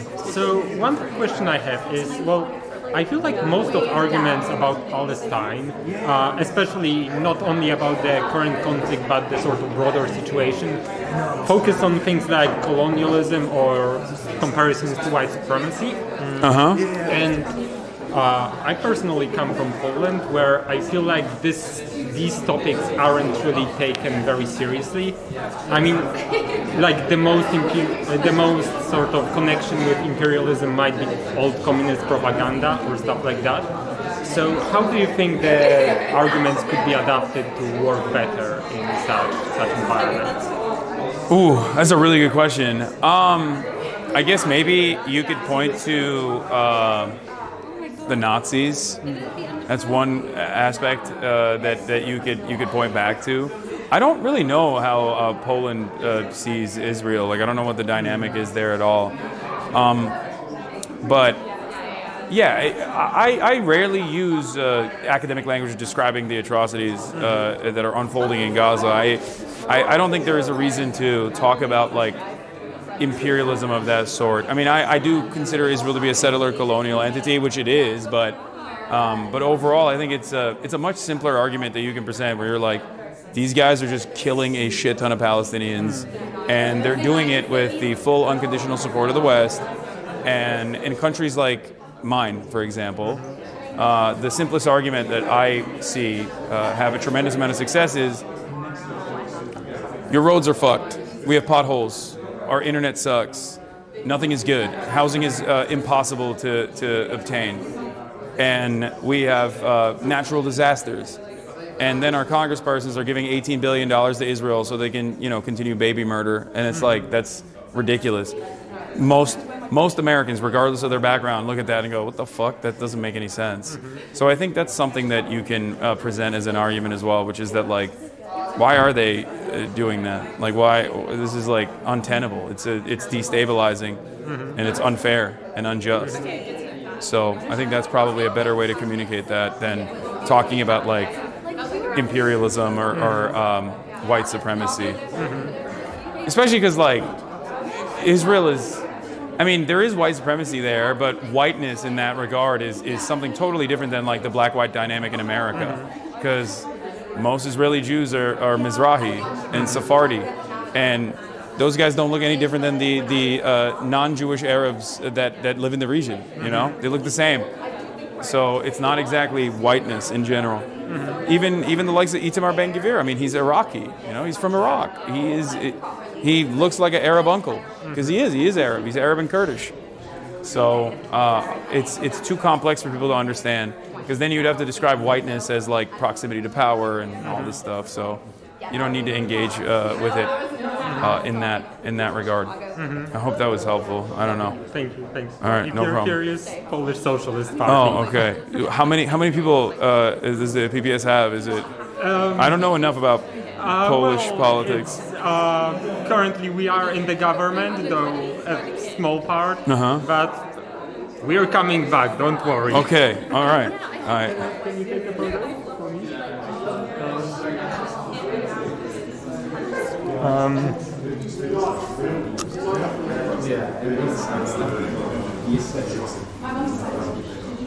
Thanks. All right. Nice to meet you. Thank you. What's up? I am Riyadh. I am from India, and nice to meet you. I have a question. Nice to meet you too. I have a question that right now that right wing is at par, and across the globe that right wing is comparatively ruling the major of the countries. So how you see that, as you are a left wing oriented people, so how you can comparatively defend the right of the left wing people or the minority on that? that thing? Because in my country, it's also happening in India right now. Yeah. Right wing ruling in India, and the religious minority like Muslims are prosecuted out there and become political prisoner, and we are not have a right to speak freely, right? Something like that. So how you suggest to? It's tough. You just got to keep organizing no matter what, and have a network that you can rely on when the time comes. Because there's like not really much you can do if we're going full tilt fascism. Then the only people you can rely on are your neighbors in that regard, and have a network of organizations that you can go back to engage in some semblance of community defense. So that's what it is. Outside of that, you just keep trying to utilize the available legal avenues that exist to continue advocacy and to continue fighting for human rights in the process. Yeah. Do you not think it's like the posh accent? No. It's the That's crazy. My college. Nice to meet you. Hi. Hi. Just want to say I'm a really big fan. Oh, nice to meet you. I don't have anything in particular to say. Okay. It's all good. You want to take a photo? Yes, please. All right, let's do it.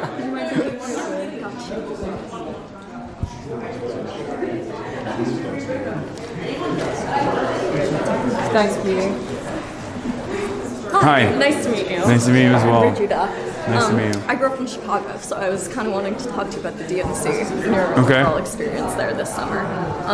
Because I had this feeling, like when I was there, that there was this weird, like, dichotomy of the Democrats going really right-wing on some, like, military issues, immigration, and then simultaneously, like, propping up, like, do you know that image of, like, a warplane with the trans flag on it? That's dropping the bombs? Yeah. And I don't know, I heard that you got kicked out on the last day. Yeah. Right? And Well, I didn't get curious fully what your kicked out. They just made it so that it was impossible to stream. But that's it. It was a very polite.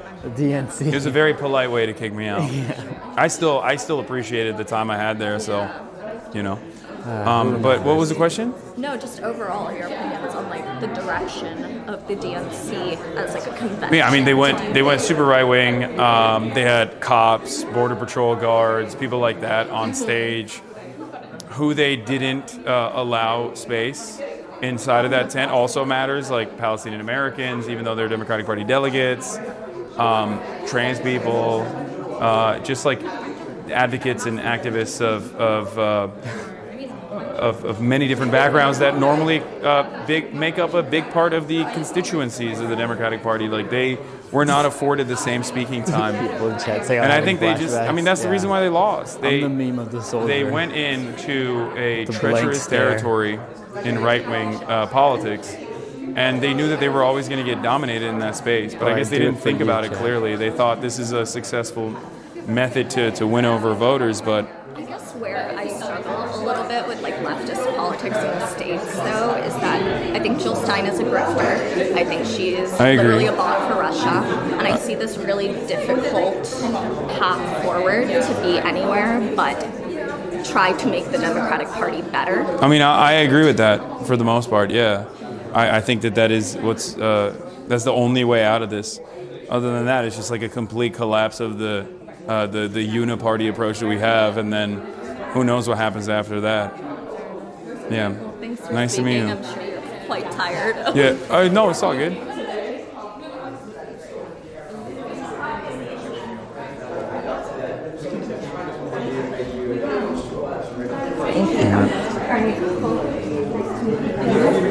Hi. Hi. Hasan. Gemma. I've been a fan for ages. Hell Really yeah. nice to meet you. I had a question. So, looking at the UK specifically, kind of the future of the progressive left. Like, if we're thinking electorally, like, do you think it would be worth trying to push the Labour Party to the left, or do you think now, with Corbyn gone, like, that's kind of never going to happen? Like, do you think we should look at third-party alternatives? I don't know. Do you think it's just a very long road? I don't know. I don't know what like a junior coalition partner can do in terms of like making demands known.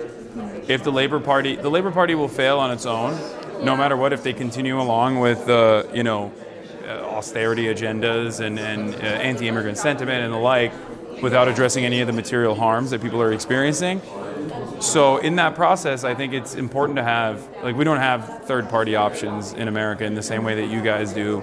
At least you have the Greens, right? And you have even independent parties that can form and maybe even see a lot of success in a short period of time, like Reform, but that's right-wing, so it's a little bit different. There's more space for growth there.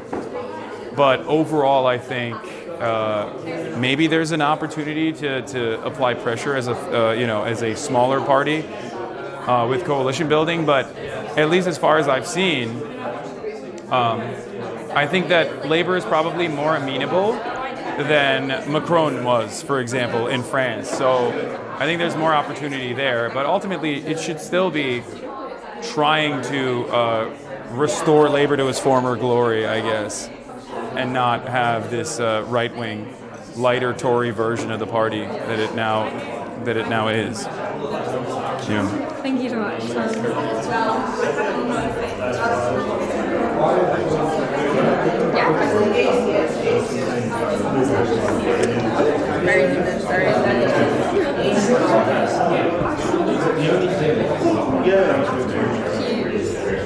Thank you.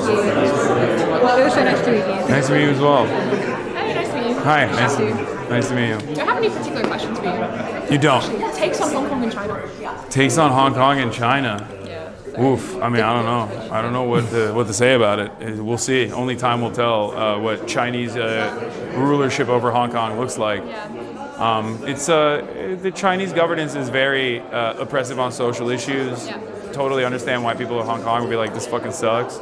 But I think the only way to make up for that is by continuing, better land use, continuing to develop, and also, creating a shit ton more housing that alleviates some of the pressure that people are feeling in Hong Kong. Because I feel like housing is a major problem there. So, that's the only thing I can say about it. Other than that, I mean, it makes total sense to not want to be ruled in a way that where you're fearful of political expression that previously you were not worried about. Makes sense. Yeah. You want to take a photo? Yeah. All right.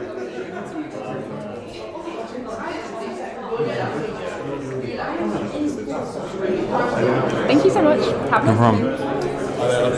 What's going on? For getting nice to meet you guys. European mind into American politics at a young age. It's much appreciated. Hell yeah, I'm sorry to hear that. Yeah, it's real brain rot over there. We sat next to your mum. It was just a lovely experience. She had a lot of questions. So oh wow, okay. Get to have a nice night in Cambridge. Yeah, I will. Hopefully. It's very nice here. It's quaint. I like it. Yeah, no, it's quite. You guys want to take a photo? Yeah, that'd be great. And then we've got to rush to a full actually. So. Do you want us to take it? Yeah, sure. This one's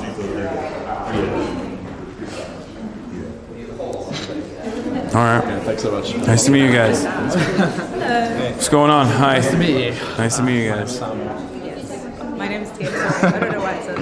I thought you handled yourself very well. There were so many questions that were quite attacking. They said that I had more contentious questions than even Ben Shapiro did. Really? Yeah. To be fair, that was a big protest when he came. So Yeah. You're slightly less controversial than Ben Shapiro, maybe. I don't think I've ever seen one more controversial. To be fair, when Jeremy Vine came, my best friend ended up arguing with him across the thing. But happens. Were you going to meet up with Jeremy Corbyn? What happened? So yeah, his team reached out, but unfortunately he has like some prior obligations until Saturday, so it's not going to happen this time around. But every single time I come to England, I'm like this much closer, and inevitably it'll happen. Yeah, one day. Yeah. I mean, I love Jeremy. Yeah. Who doesn't? Actually, a lot of people. A lot of people don't love him.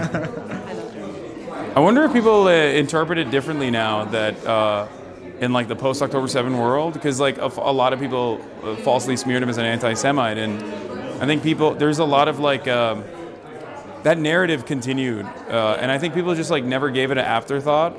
They just kind of went along with it without really questioning it. And I wonder if people's analysis of that has changed at all. But I don't know. I don't know how like big the pro-Palestine movement is in England. I feel like I've seen a lot of. It's definitely big here in Cambridge. Yeah, it's definitely big in London. There's been protests every Saturday in London since I think October. Yeah, like tens of thousands of people and stuff. And so. a lot of them. And I think a lot lot of people online. I mean, he was Corbyn voted is as an independent recently. Corbyn is one of like the most loved politicians in the UK, I whilst think. being one of the most hated politicians. Yeah. In the UK. Like, Always the way though. yeah. Feel highly loved. But like, I think most people who actually properly understand who he is like him. But obviously, the media here is just like the media. Oh, it's worse. I think British media is worse than American media. Yes, I think American media is stupider. Like American media is dumber. They're more like invested in like silly conspiracy theories and stuff. British media is vicious. It is. I mean, Meghan Markle. Yeah, they're pretty scathing and they're pretty vicious. Like, I mean, even fucking Piers Morgan. I go on a show all the time. Like, he's like, didn't he do the paparazzi thing? Like, he like leaked people's. Like, that's vicious. That's like really. I don't know how you go on his show, to be honest. I don't either. I don't know how patience. It's hard. That's why I do it sparingly. I don't do it all the time. Yeah, I would run out of patience very quickly with everything. All right, you want to take a photo? Yeah, of course, thank you. Would one of you mind? Yeah, use your phone.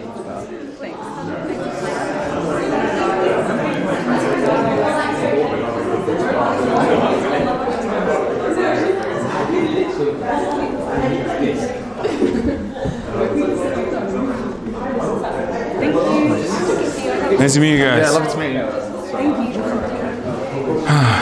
What's up, man? Nice to meet you. Nice to meet you. Oliver. Been a fan for a while. I'm a bit nervous in front of 30,000 people. So Don't worry. Oh, but I can look away. But yeah, I enjoyed the talk. Nice to meet you. You are taller than me. Is that what you're looking at? Yeah. You are. Maybe just to get a screenshot from the camera. Do you ball? A little. I started like this term. I'm not great. Oh, that's a waste of height, man. You got to start balling. Well, on and off this term. Okay. Nice to meet you. All right, nice to meet you as well. Yeah, of course.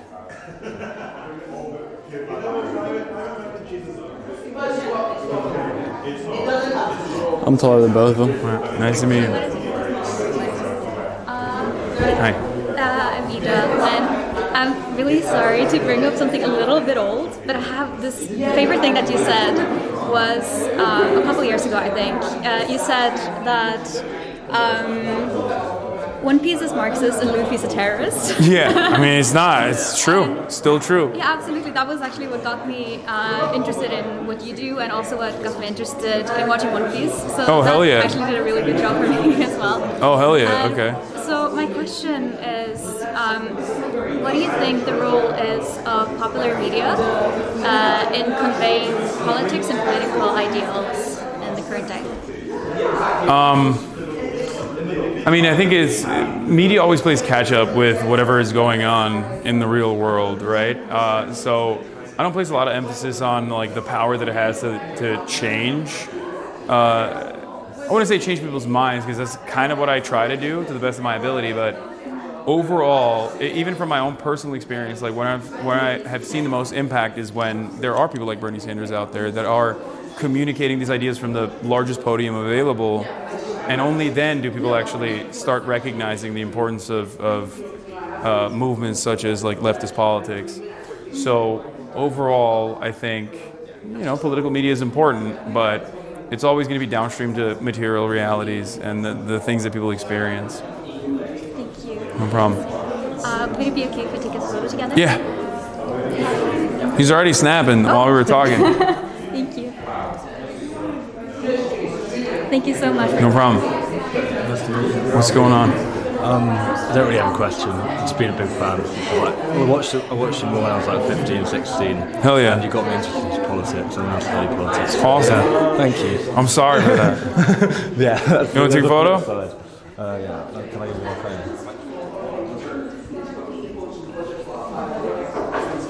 I must get bored of this. No, not at all. Surely. This is great. I get to meet people. Thank you so much. What's going on, man? Very nice to meet you. Nice to meet you as well. I've been watching you for years, and I think you're doing an incredible job. And I think that you do a very important job, especially because I think the media nowadays is shifting a lot towards the far right. Yeah. And I think you should keep on going. And I think you're very, very funny. And thank you. My question to you is because I'm trying to take advantage of this attention economy that we live in. Mm-hmm. What do you think is like an advice that you could give me? how to take advantage and how to maybe like build a personal brand? Be yourself, and also find things that are not immediately political that you're interested in, and show that you're a multifaceted person. Okay. Because I think that politics will bring you a lot of attention, both negative and positive, but overall it's kind of boring and dull. But if you want to reach a broader audience, you always have to show that you're a normal person with real hobbies and things like that. And that's what I try to do, at least. Okay, and that's what I've seen success in. Thank you very much. And also, how's the body transformation had an impact on your on your overall streaming and your life? Pretty good. I mean, it creates a lot of mental fortitude. I think, like, I'm more confident. I'm more happier, so I can withstand a sea of attacks and smears and whatnot without really, without really thinking about it at all. And it keeps me stable. Like, it keeps me grounded. So it's been great. All right. Thank you very much. No problem. You want a photo? Yeah. Yeah. How are you doing? Good. Okay. Better if we're looking around the room and exploring. That was fun. What's going on? Nice to meet you. Nice to meet you. It was so good, so thoughtful. I love that you also had the Jeb Bush moment where you was sort of like, please clap. Oh, yeah. The Oxford. Well, I mean, I was more so memeing. Yeah. Don't do the same in the Oxford. I think you're speaking tomorrow there as well, right? Yeah, I'm speaking to Oxford tomorrow. I'm going to be like, yeah, Cambridge sucks. Did you see your Spotify rap? What's your top artist? I don't have a Spotify rap. I don't use Spotify. You don't use it? I don't listen to music at all, which is weird. I know everyone always says I'm so weird for it, but yeah, I don't really listen to any music. Okay. Music, can I have it? Yeah, of course. Hey. Oh, sorry.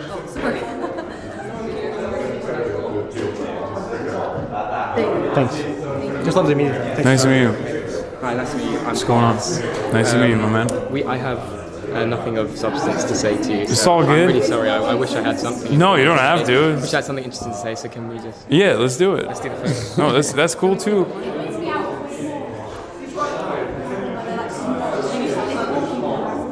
Wait, your phone's really bad. I'm sorry.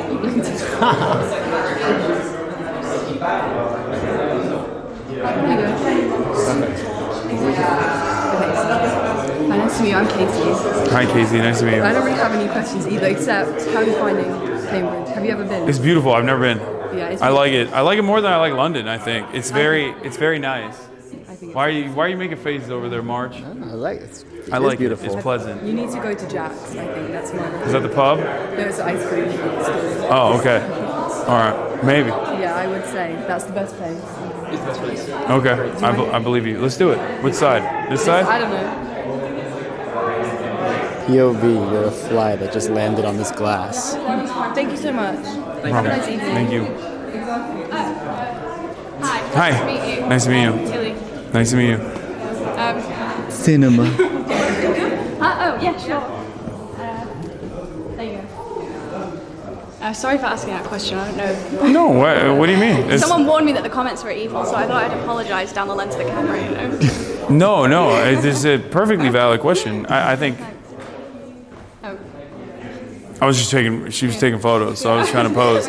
No, but yeah, I didn't think anything of it. I think there was way more scathing critiques. You get evil questions all the time, yeah. Yeah, I do.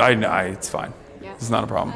I just was wondering, since you're quite successful, I know you've got some Oh shit, the sweater. but also, insofar as you've organically grown your following, I'm trying to do that, and I was just wondering if you have any advice. Yeah, get an uncle. Besides with a media company. Yeah. No, I wouldn't. I mean, that's been definitely very helpful. I've talked about this quite a bit. Yeah. It gives you a major leg up. But I think in the age of TikTok, the opportunities are truly endless. You know what I mean? I would suggest just forcing yourself to do content every single day on TikTok, especially because something is going to hit. And once it does, you're going to start developing an audience. You're going to develop a brand. And you just got to keep doing it over and over again after that. And I think being regimented in that regard is probably the most successful way to boost your brand and to become a brand in general. Yeah, well, thanks. No problem. I guess you Hi. Nice to meet you. Nice to meet you. I just want to say thank you for being an accessible voice to me. I'm a medic, but I'm not really involved in the whole politics scene. So it's really, I just want to say thank you, basically. Oh, of course. Thank you for watching. No, I'm sorry, I don't have that interesting question. No, it's okay. Don't worry about it. Debate. You want to? I'm not either. I mean, you don't give that impression, but I know. Everyone always thinks I'm a debate lord. I'm not. Marshall, it's a good thing.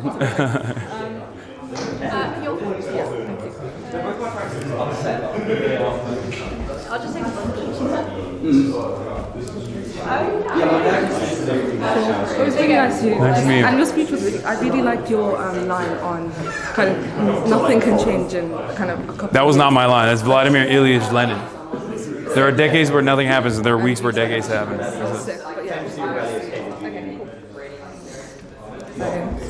Hi, nice to meet you. Weird, you're a real person. I am a real person. Do you find it weird, like meeting people in real life as well, or most of it's kind of? No, I'm used to I feel it. you've just always been kind of like confident in bigger groups, or is it like something that's come with it? I think at this point in my career, it's just I'm used to it. That's what it is. And at first, it was like really exciting because I'd be like, "Oh my God, someone knows who I am! Like that's sick." And then it just became like a normal thing, you know. But yeah, I've been a sociable person my whole life, I would say. Twitch has ruined that a little bit. It's broken my brain, but you know, I try to do my best. Well, it's weird the way people interact online, isn't it? Like compared to Yeah. in real life. Well, we saw that earlier today when people wanted to come at me in a very, fiery way. And I think it plays itself out in like a real personal dynamic in a very different way than it does online, if that makes sense. Where when you can see the person, no, you could feel the tension in the room. and you can feel the tension in the room, it's a little different. I don't think it favors the people with scathing commentary as much as they think it does. Yeah, I think people kind of look more hysterical in that situation. Yeah, but it is what it is. You want to take a photo? Yeah. All right, let's do it. What's the pose you do? Boom.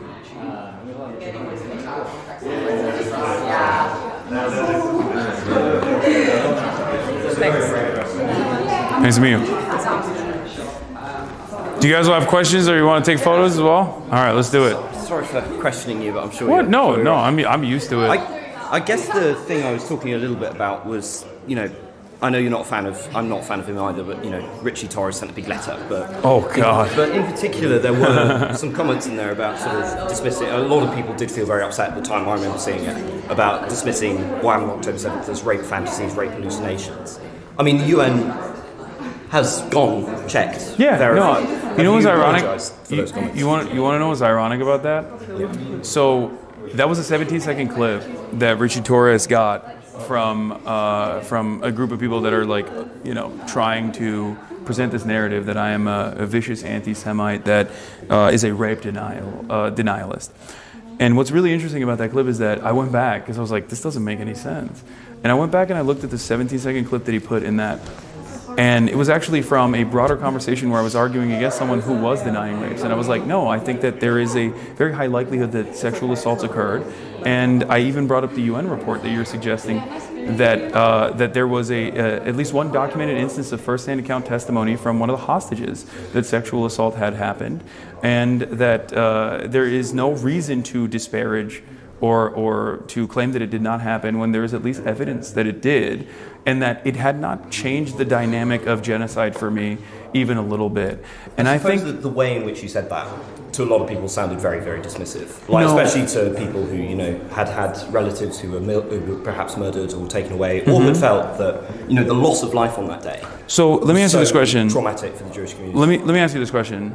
Now that you know the broader context, do you feel as though, like, do you feel like you were maybe duped? I don't want to say duped, but like that you saw this that was like very clearly out of context. Does that change your opinion a little bit, or do you feel like I'm running defense? I'm very much on the sort of. I've always been on the pro-Palestine side of this. I'm a left-leaning person, so I never looked at what I saw and said this is justification for blockade, genocide, anything like that. But I did see, I'm also a humanitarian, and I think that it's important when you're trying to solve a conflict or when you're trying to stop violence that you honestly say what happened. And what happened was, I agree. murderous militants went in, to a music festival and murdered hundreds of teenagers in cold blood and often massacred and mutilated them in ways that we have on camera.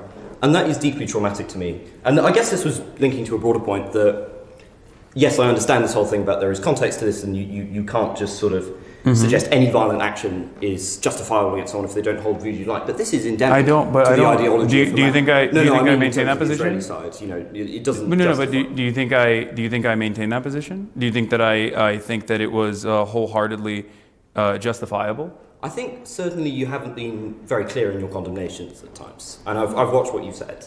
Okay. It doesn't seem, for example, in the course of your talk, you didn't mention what happened on October 7th once. Yeah. You mentioned it as the start of the conflict. You didn't mention... I don't even think it's the start of the conflict. I actually, if you recall, started the conversation even before the inception of the State of Israel. There's a deliberate reason for why I did that, because I think it's important to understand the historical context in which violent resistance There's no context for murdering hundreds of teenagers, is there? Yes, I think really? there's always context. Just like there's context. Justified? I don't think it's a contextual justification. I think it's offering background and analysis. Analysis is not justification. I mean, this is a deliberative body, right? We're in a space for free speech and debate, and I think that this is actually, ironically, one of the things that I don't like about debate is that there is a woeful misinterpretation that exists in this space, and that especially when we talk about certain things, like certain subjects that are very difficult to broach in an open and honest manner, I think a lot gets lost in the nuance. And I think you understand where I'm coming from when I talk about this, like that October 7 is, I've never said that October 7 is like the inception or the first stage in what has unfolded.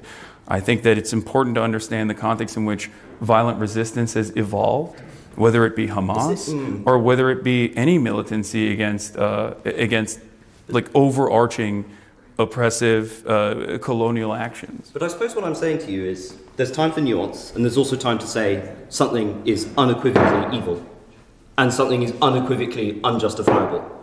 And I'm wondering why you can say that correctly about the wealth of Israeli atrocities.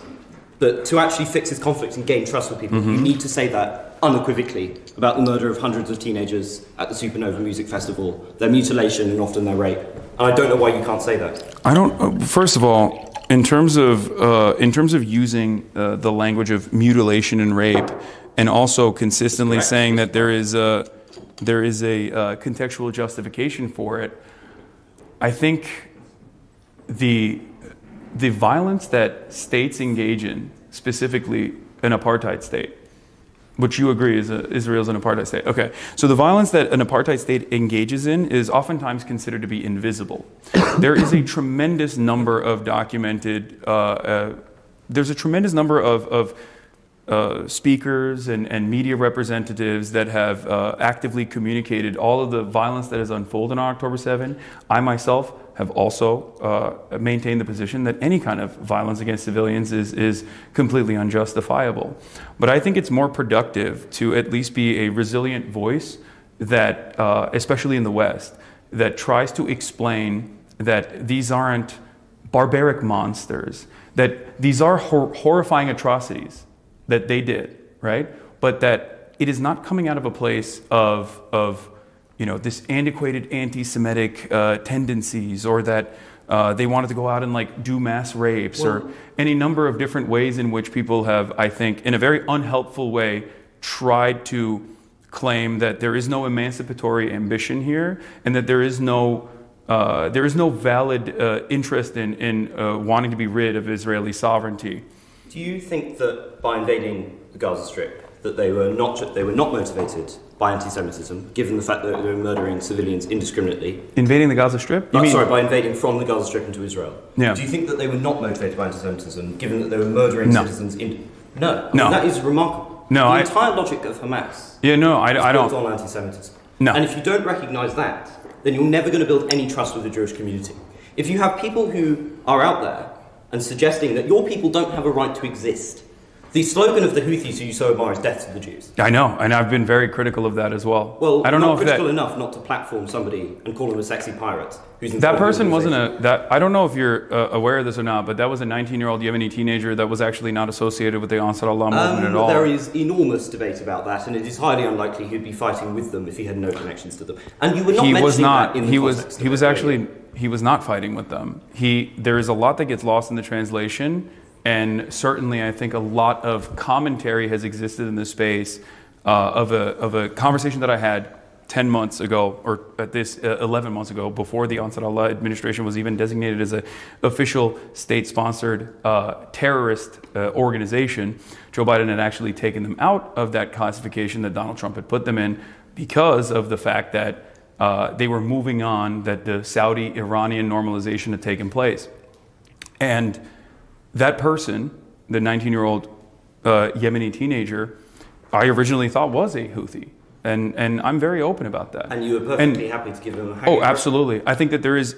It would have been a very different conversation.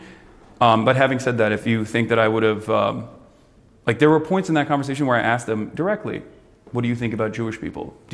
What would you say if I were to tell you that there are a lot of Jewish people who are leading anti-Zionist protests in America?"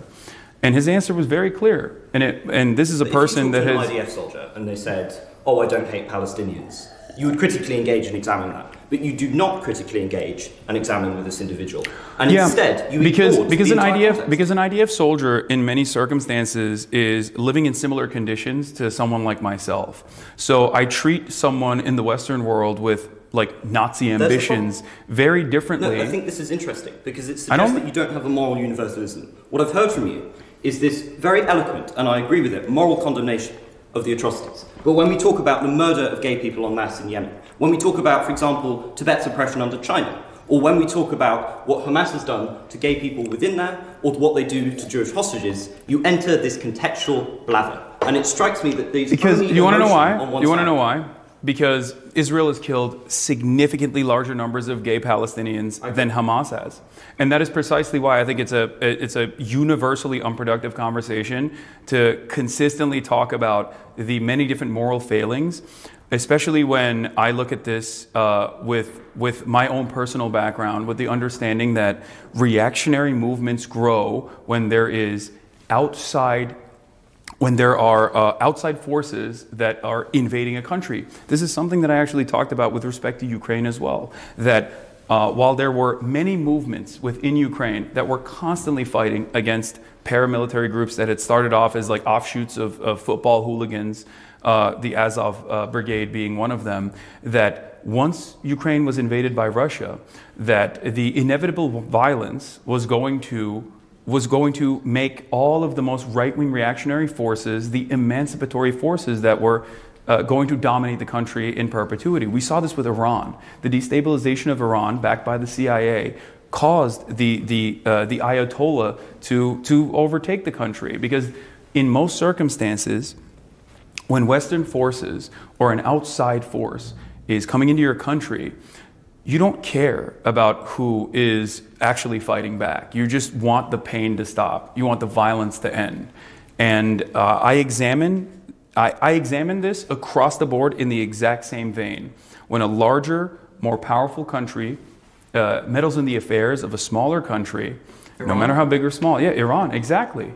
Iran is a perfect example of this. I think that the Iranian destabilization and the implementation of the Shah regime is quite literally the reason why the Ayatollahs were able to gain momentum. The intervention of Iran in the other powers, but in terms of the broader problem with that. But do you understand where I'm coming from? Because there is universality there, and I think the universality is hard to grasp, especially if you've grown up in the United Kingdom, or if you've grown up in America. It's very difficult for people in the Western world to shed themselves of Western chauvinist frameworks and engage in, and I'm not saying you're doing this, but engage in what I have seen as pinkwashing by consistently talking about the internal dynamics of any kind of resistance group, when in fact we do not make those considerations for many of our allies, and it's not even something that is remotely brought up in this conversation as far as like universality goes.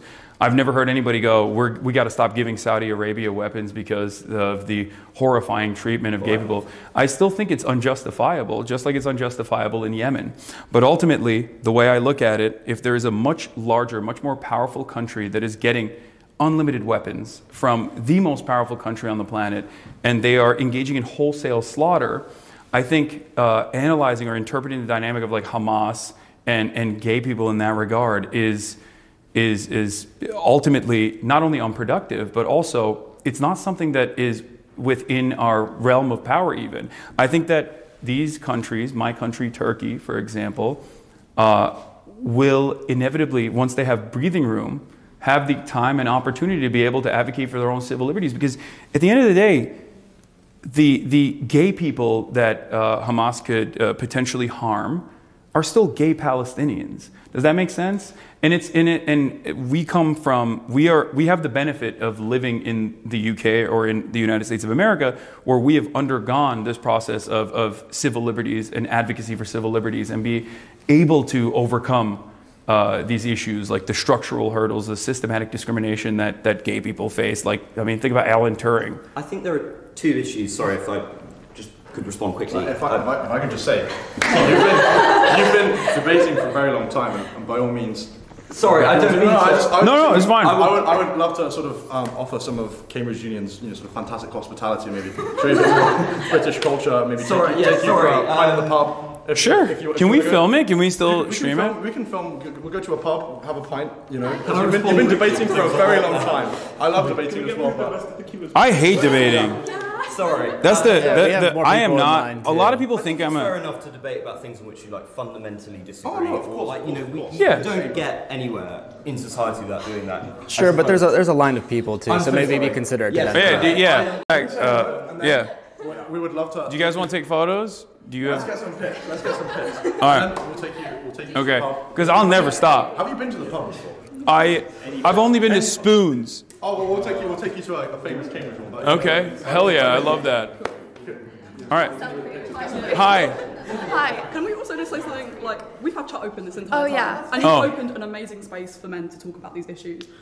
There are a lot of comments, I've seen some emo-only moments where people are just talking about appearance and completely kind of ignoring these issues. How do you deal with that as like an online creator? I have a very diverse moderation team, and they try to handle that at the best of their ability. We usually ban a lot of people that do that sort of stuff to just like, to really stress the importance of not engaging in that sort of thing. It's very frustrating because like, it's probably one of the best moderated communities to the best of our ability. I mean, when there's a stadium full of people, and especially because I want to make sure that anyone can talk. Most people will, especially at this size, they'll usually do sub-only.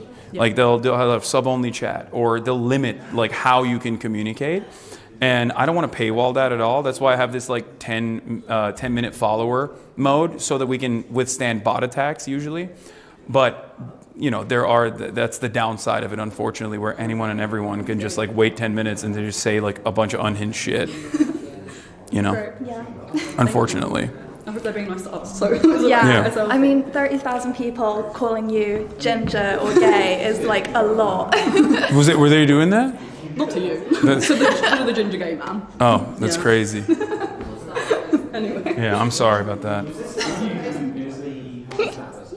Thank you so much. Thank you. All right, no problem. Also, for the record, it is a very gay community, so I don't. Yeah, they're not. I don't know, handshake, whatever. I love your glasses. Thank you. I love yours, by the way. Oh, great outfit. thank you. Loving the whole thank English you. professor get up. I'm trying. Well, you've assimilated well. Okay, this is going to be a really weird request, and I know there are like 30,000 people watching this. Okay. My mother is a huge fan. Oh my God. Yeah, that's amazing. And so when she found that this event was going on, she asked if I could do a favor for her. She lives back in Texas. Of course. She just wanted like a shout out or something. Yeah, what do you want me to say? Just like a, hi. Her name's like Chantel. Chantel? Yeah. Okay. What else? But I'm sure you can think of something. Okay. Because I can't.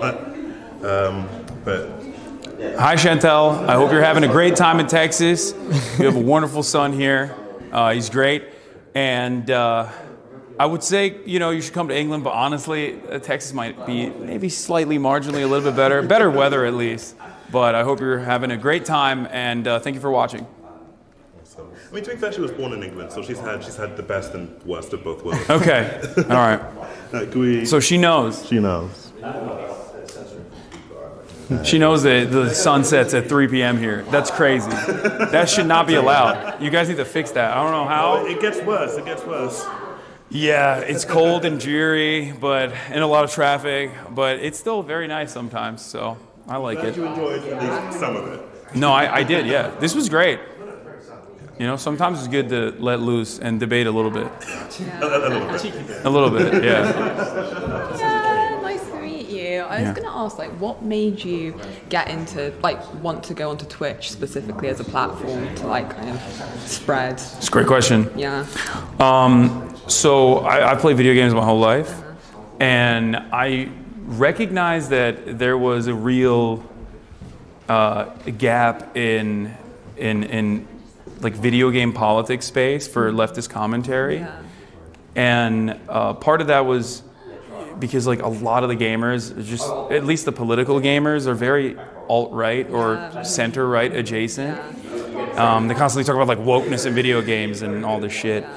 And I knew that wasn't the case because I knew that gamers are in general very diverse. The other reason why I got on Twitch was because I needed a place where I could just endlessly talk. Mm-hmm. And I felt like the live streaming format was very conducive for that purpose. And now I can't seem to shut the fuck up. So I guess it worked. Yeah. But those were the two primary reasons. I wanted to show that you can be a progressive person and not necessarily be a cartoonish depiction, a woke scold, someone who's constantly that's bad, that's wrong. And a joy killer. And I think that there's a lot of people like that out there that just want to have fun, but also be progressive and not allow certain kinds of aggressive, bigoted behavior to exist in a community. So I wanted to create a safe space like that. Well, I agree. I feel like you've done a lot for particularly young men who I think otherwise might have been tempted by the alt-right within its kind of position in social media and in gaming, like you said. So I think it's really good. And because as a female viewer, I feel like I am slightly outnumbered maybe by the men, but that might be a good thing. We don't know. Perhaps, do you think that you have felt that you've had that impact where... I think so. Yeah. I mean, I tried to. I think that there's a lot of what I speak to is directly trying to change the minds of people who don't share that opinion from the start. Yeah. So whether it be me talking about patriarchal constructs or transphobia, homophobia, bigotry of all different sorts, I'm oftentimes trying to communicate with people and trying to reach out to people that don't share that opinion. And I try to use, the way I look and my background and everything else to suit that purpose. And it just happens to be that I'm authentically myself, and it works out that way. But yeah, that's definitely a deliberate thing. I recognize that, there are a lot of people who have these opinions, and I think they can be convinced to not have these opinions. So that's my overall purpose. Yeah, that's really cool. And then finally, what's it like to see first drafts of yourself, on TikTok or? It's great. I grew up very fat, and I guess it's confidence boosting, yeah. I mean, it's fun. I don't mind it, And it's I feel like it's one thing that all my haters can't necessarily undermine. Mm-hmm. You know what I mean? So it's one area of streamlined propaganda where they just can't be nah, he sucks, he's ugly. They can say anything else. In your favor, yeah, so I'll take That's it. Really cool. Because I just watched your video of Quen where you were doing the cooking, and Yeah. there were so many edits made from that. Yeah. She's great. Quen is dope. Yeah, she's really cool. Can I get a picture? Yeah, of course. No.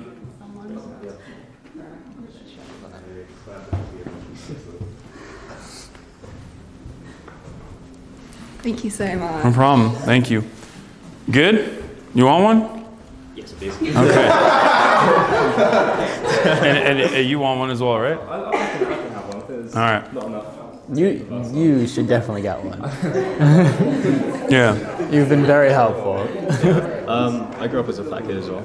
Oh. And I think it's cool that you're spreading the fitness goal. I watched Hell yeah. Mike Israel. Oh, you watched the Mike Israel collab? That was really cool. Yeah. Yeah, he's a very interesting guy. I mean, we don't agree on like. I mean, he's like an Ayn Rand lover, from what I understand. But like, I love his commentary on fitness, and I think he's like a well-rounded person in general, regardless of like, you know, maybe some political disagreements. I think it's good to be able to have that, like, have a conversation like that, especially with someone who, you know, has a massive male audience that's focused on fitness. Mm-hmm. Yeah, he's dope. I love him as well. Yeah, he's great. Get a pic, man.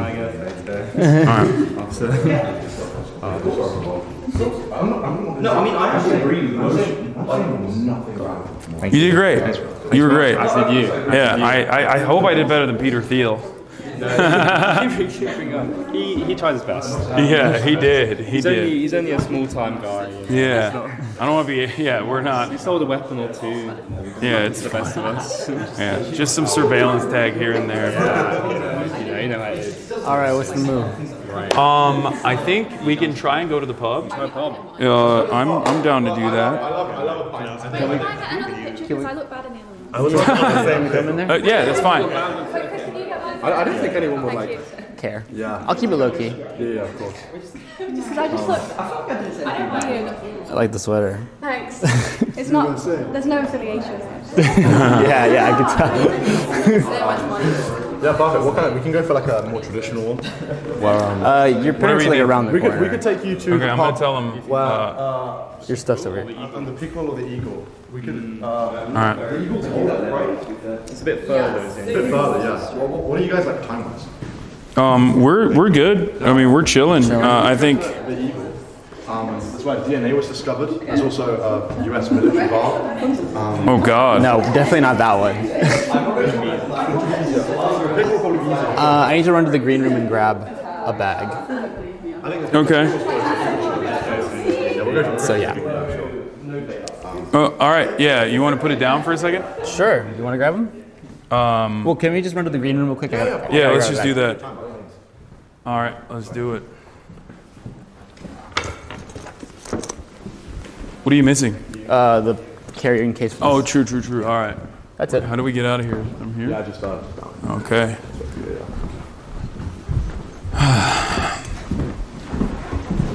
Can't believe you haven't eaten, man. I still haven't eaten. Yeah. I'm fucking starving. I'm not even hungry though. Let's food at the pub. You can get like like mushy peas, like shepherd's pie. Mushy peas. Mushy peas, yeah. What else? Are we being racist right now? Jellied ewes. Jellied ewes. Bangers and mash. Yeah, bangers and mash. That's that fucking meme I hate. It's like why do the English still eat like the Germans? It's still flying over our head. It's true. It's true. Yeah.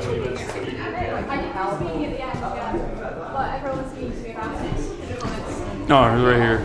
Hold the chat real quick. Hold while I put it in. Comes to me. Hi, Chad. It's been a long time. Oh, need that. He lost his hand warmers. I know you missed me. I know you're probably feeling very parasocial because I haven't directly responded to the chat. I've been taking care I feel of like them. I'm undermining. Why is it not focusing? The focus is all fucked up. Is it the lens? No. Okay.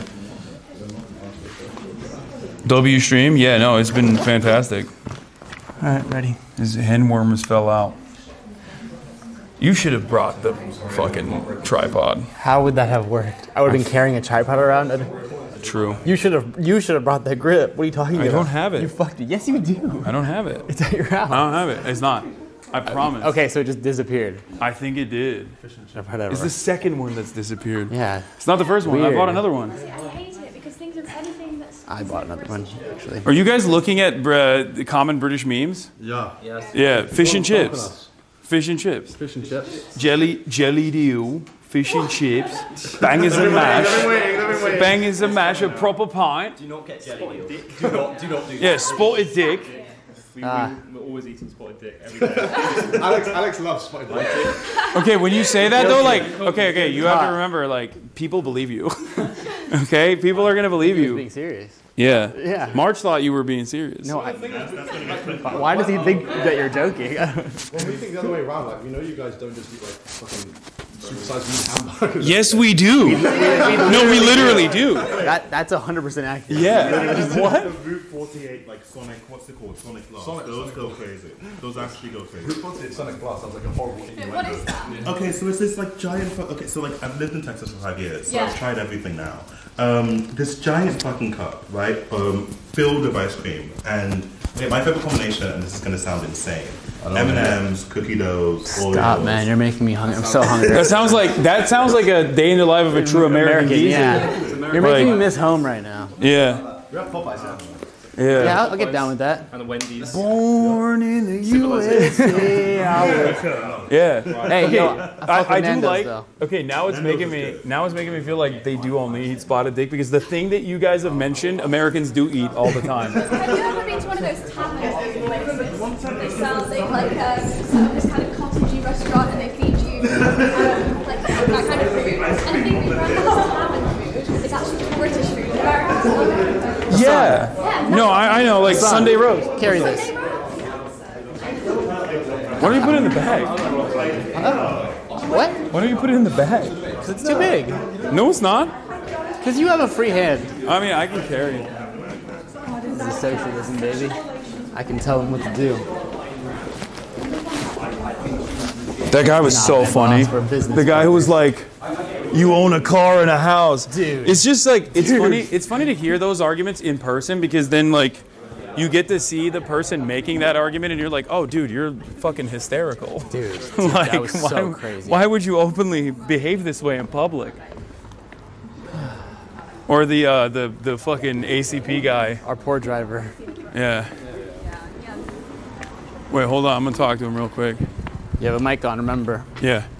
We're not leaving yet. We'll be leaving in like an hour. Is it no problem, right? No problem at Okay. all. You take All your right. time. Thank you. And you got the text from your mom, right? Yeah, I'm gonna tell her right now that we're going to a proper pub. All right. See.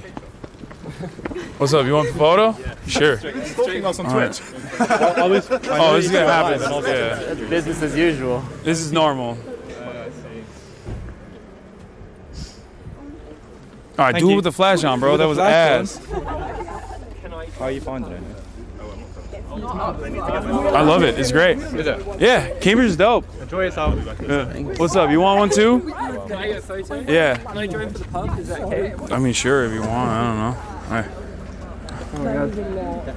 That's why I had to do the question of like. We'll see. You'll. All right, you gotta do it with the flash on. Oh shit. It's terrible. I've been watching the stream like outside. Yeah. Alright. It's gonna work. No, give it to me. Give it to me. Not This guy. There you go.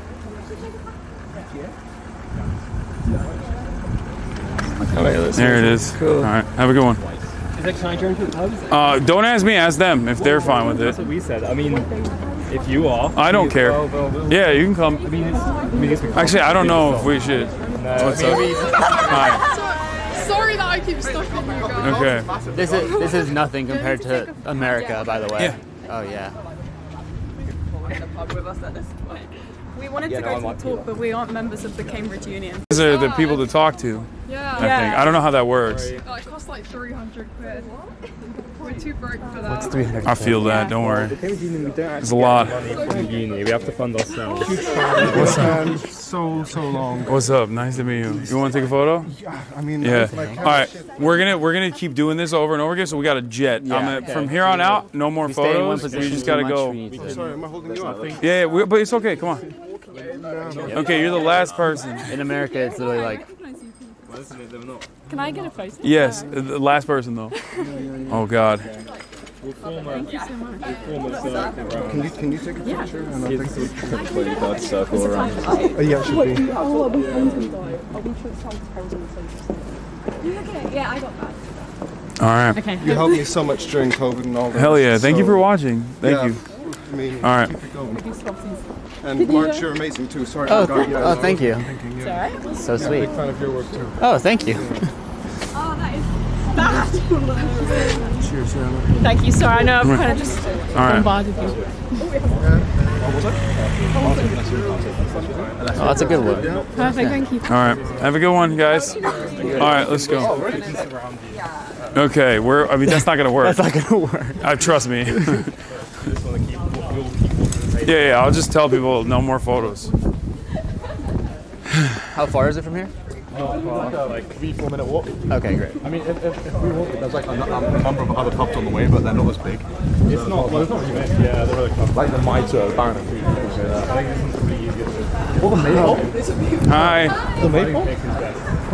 Don't die, March. I know. We'll get you some chips there.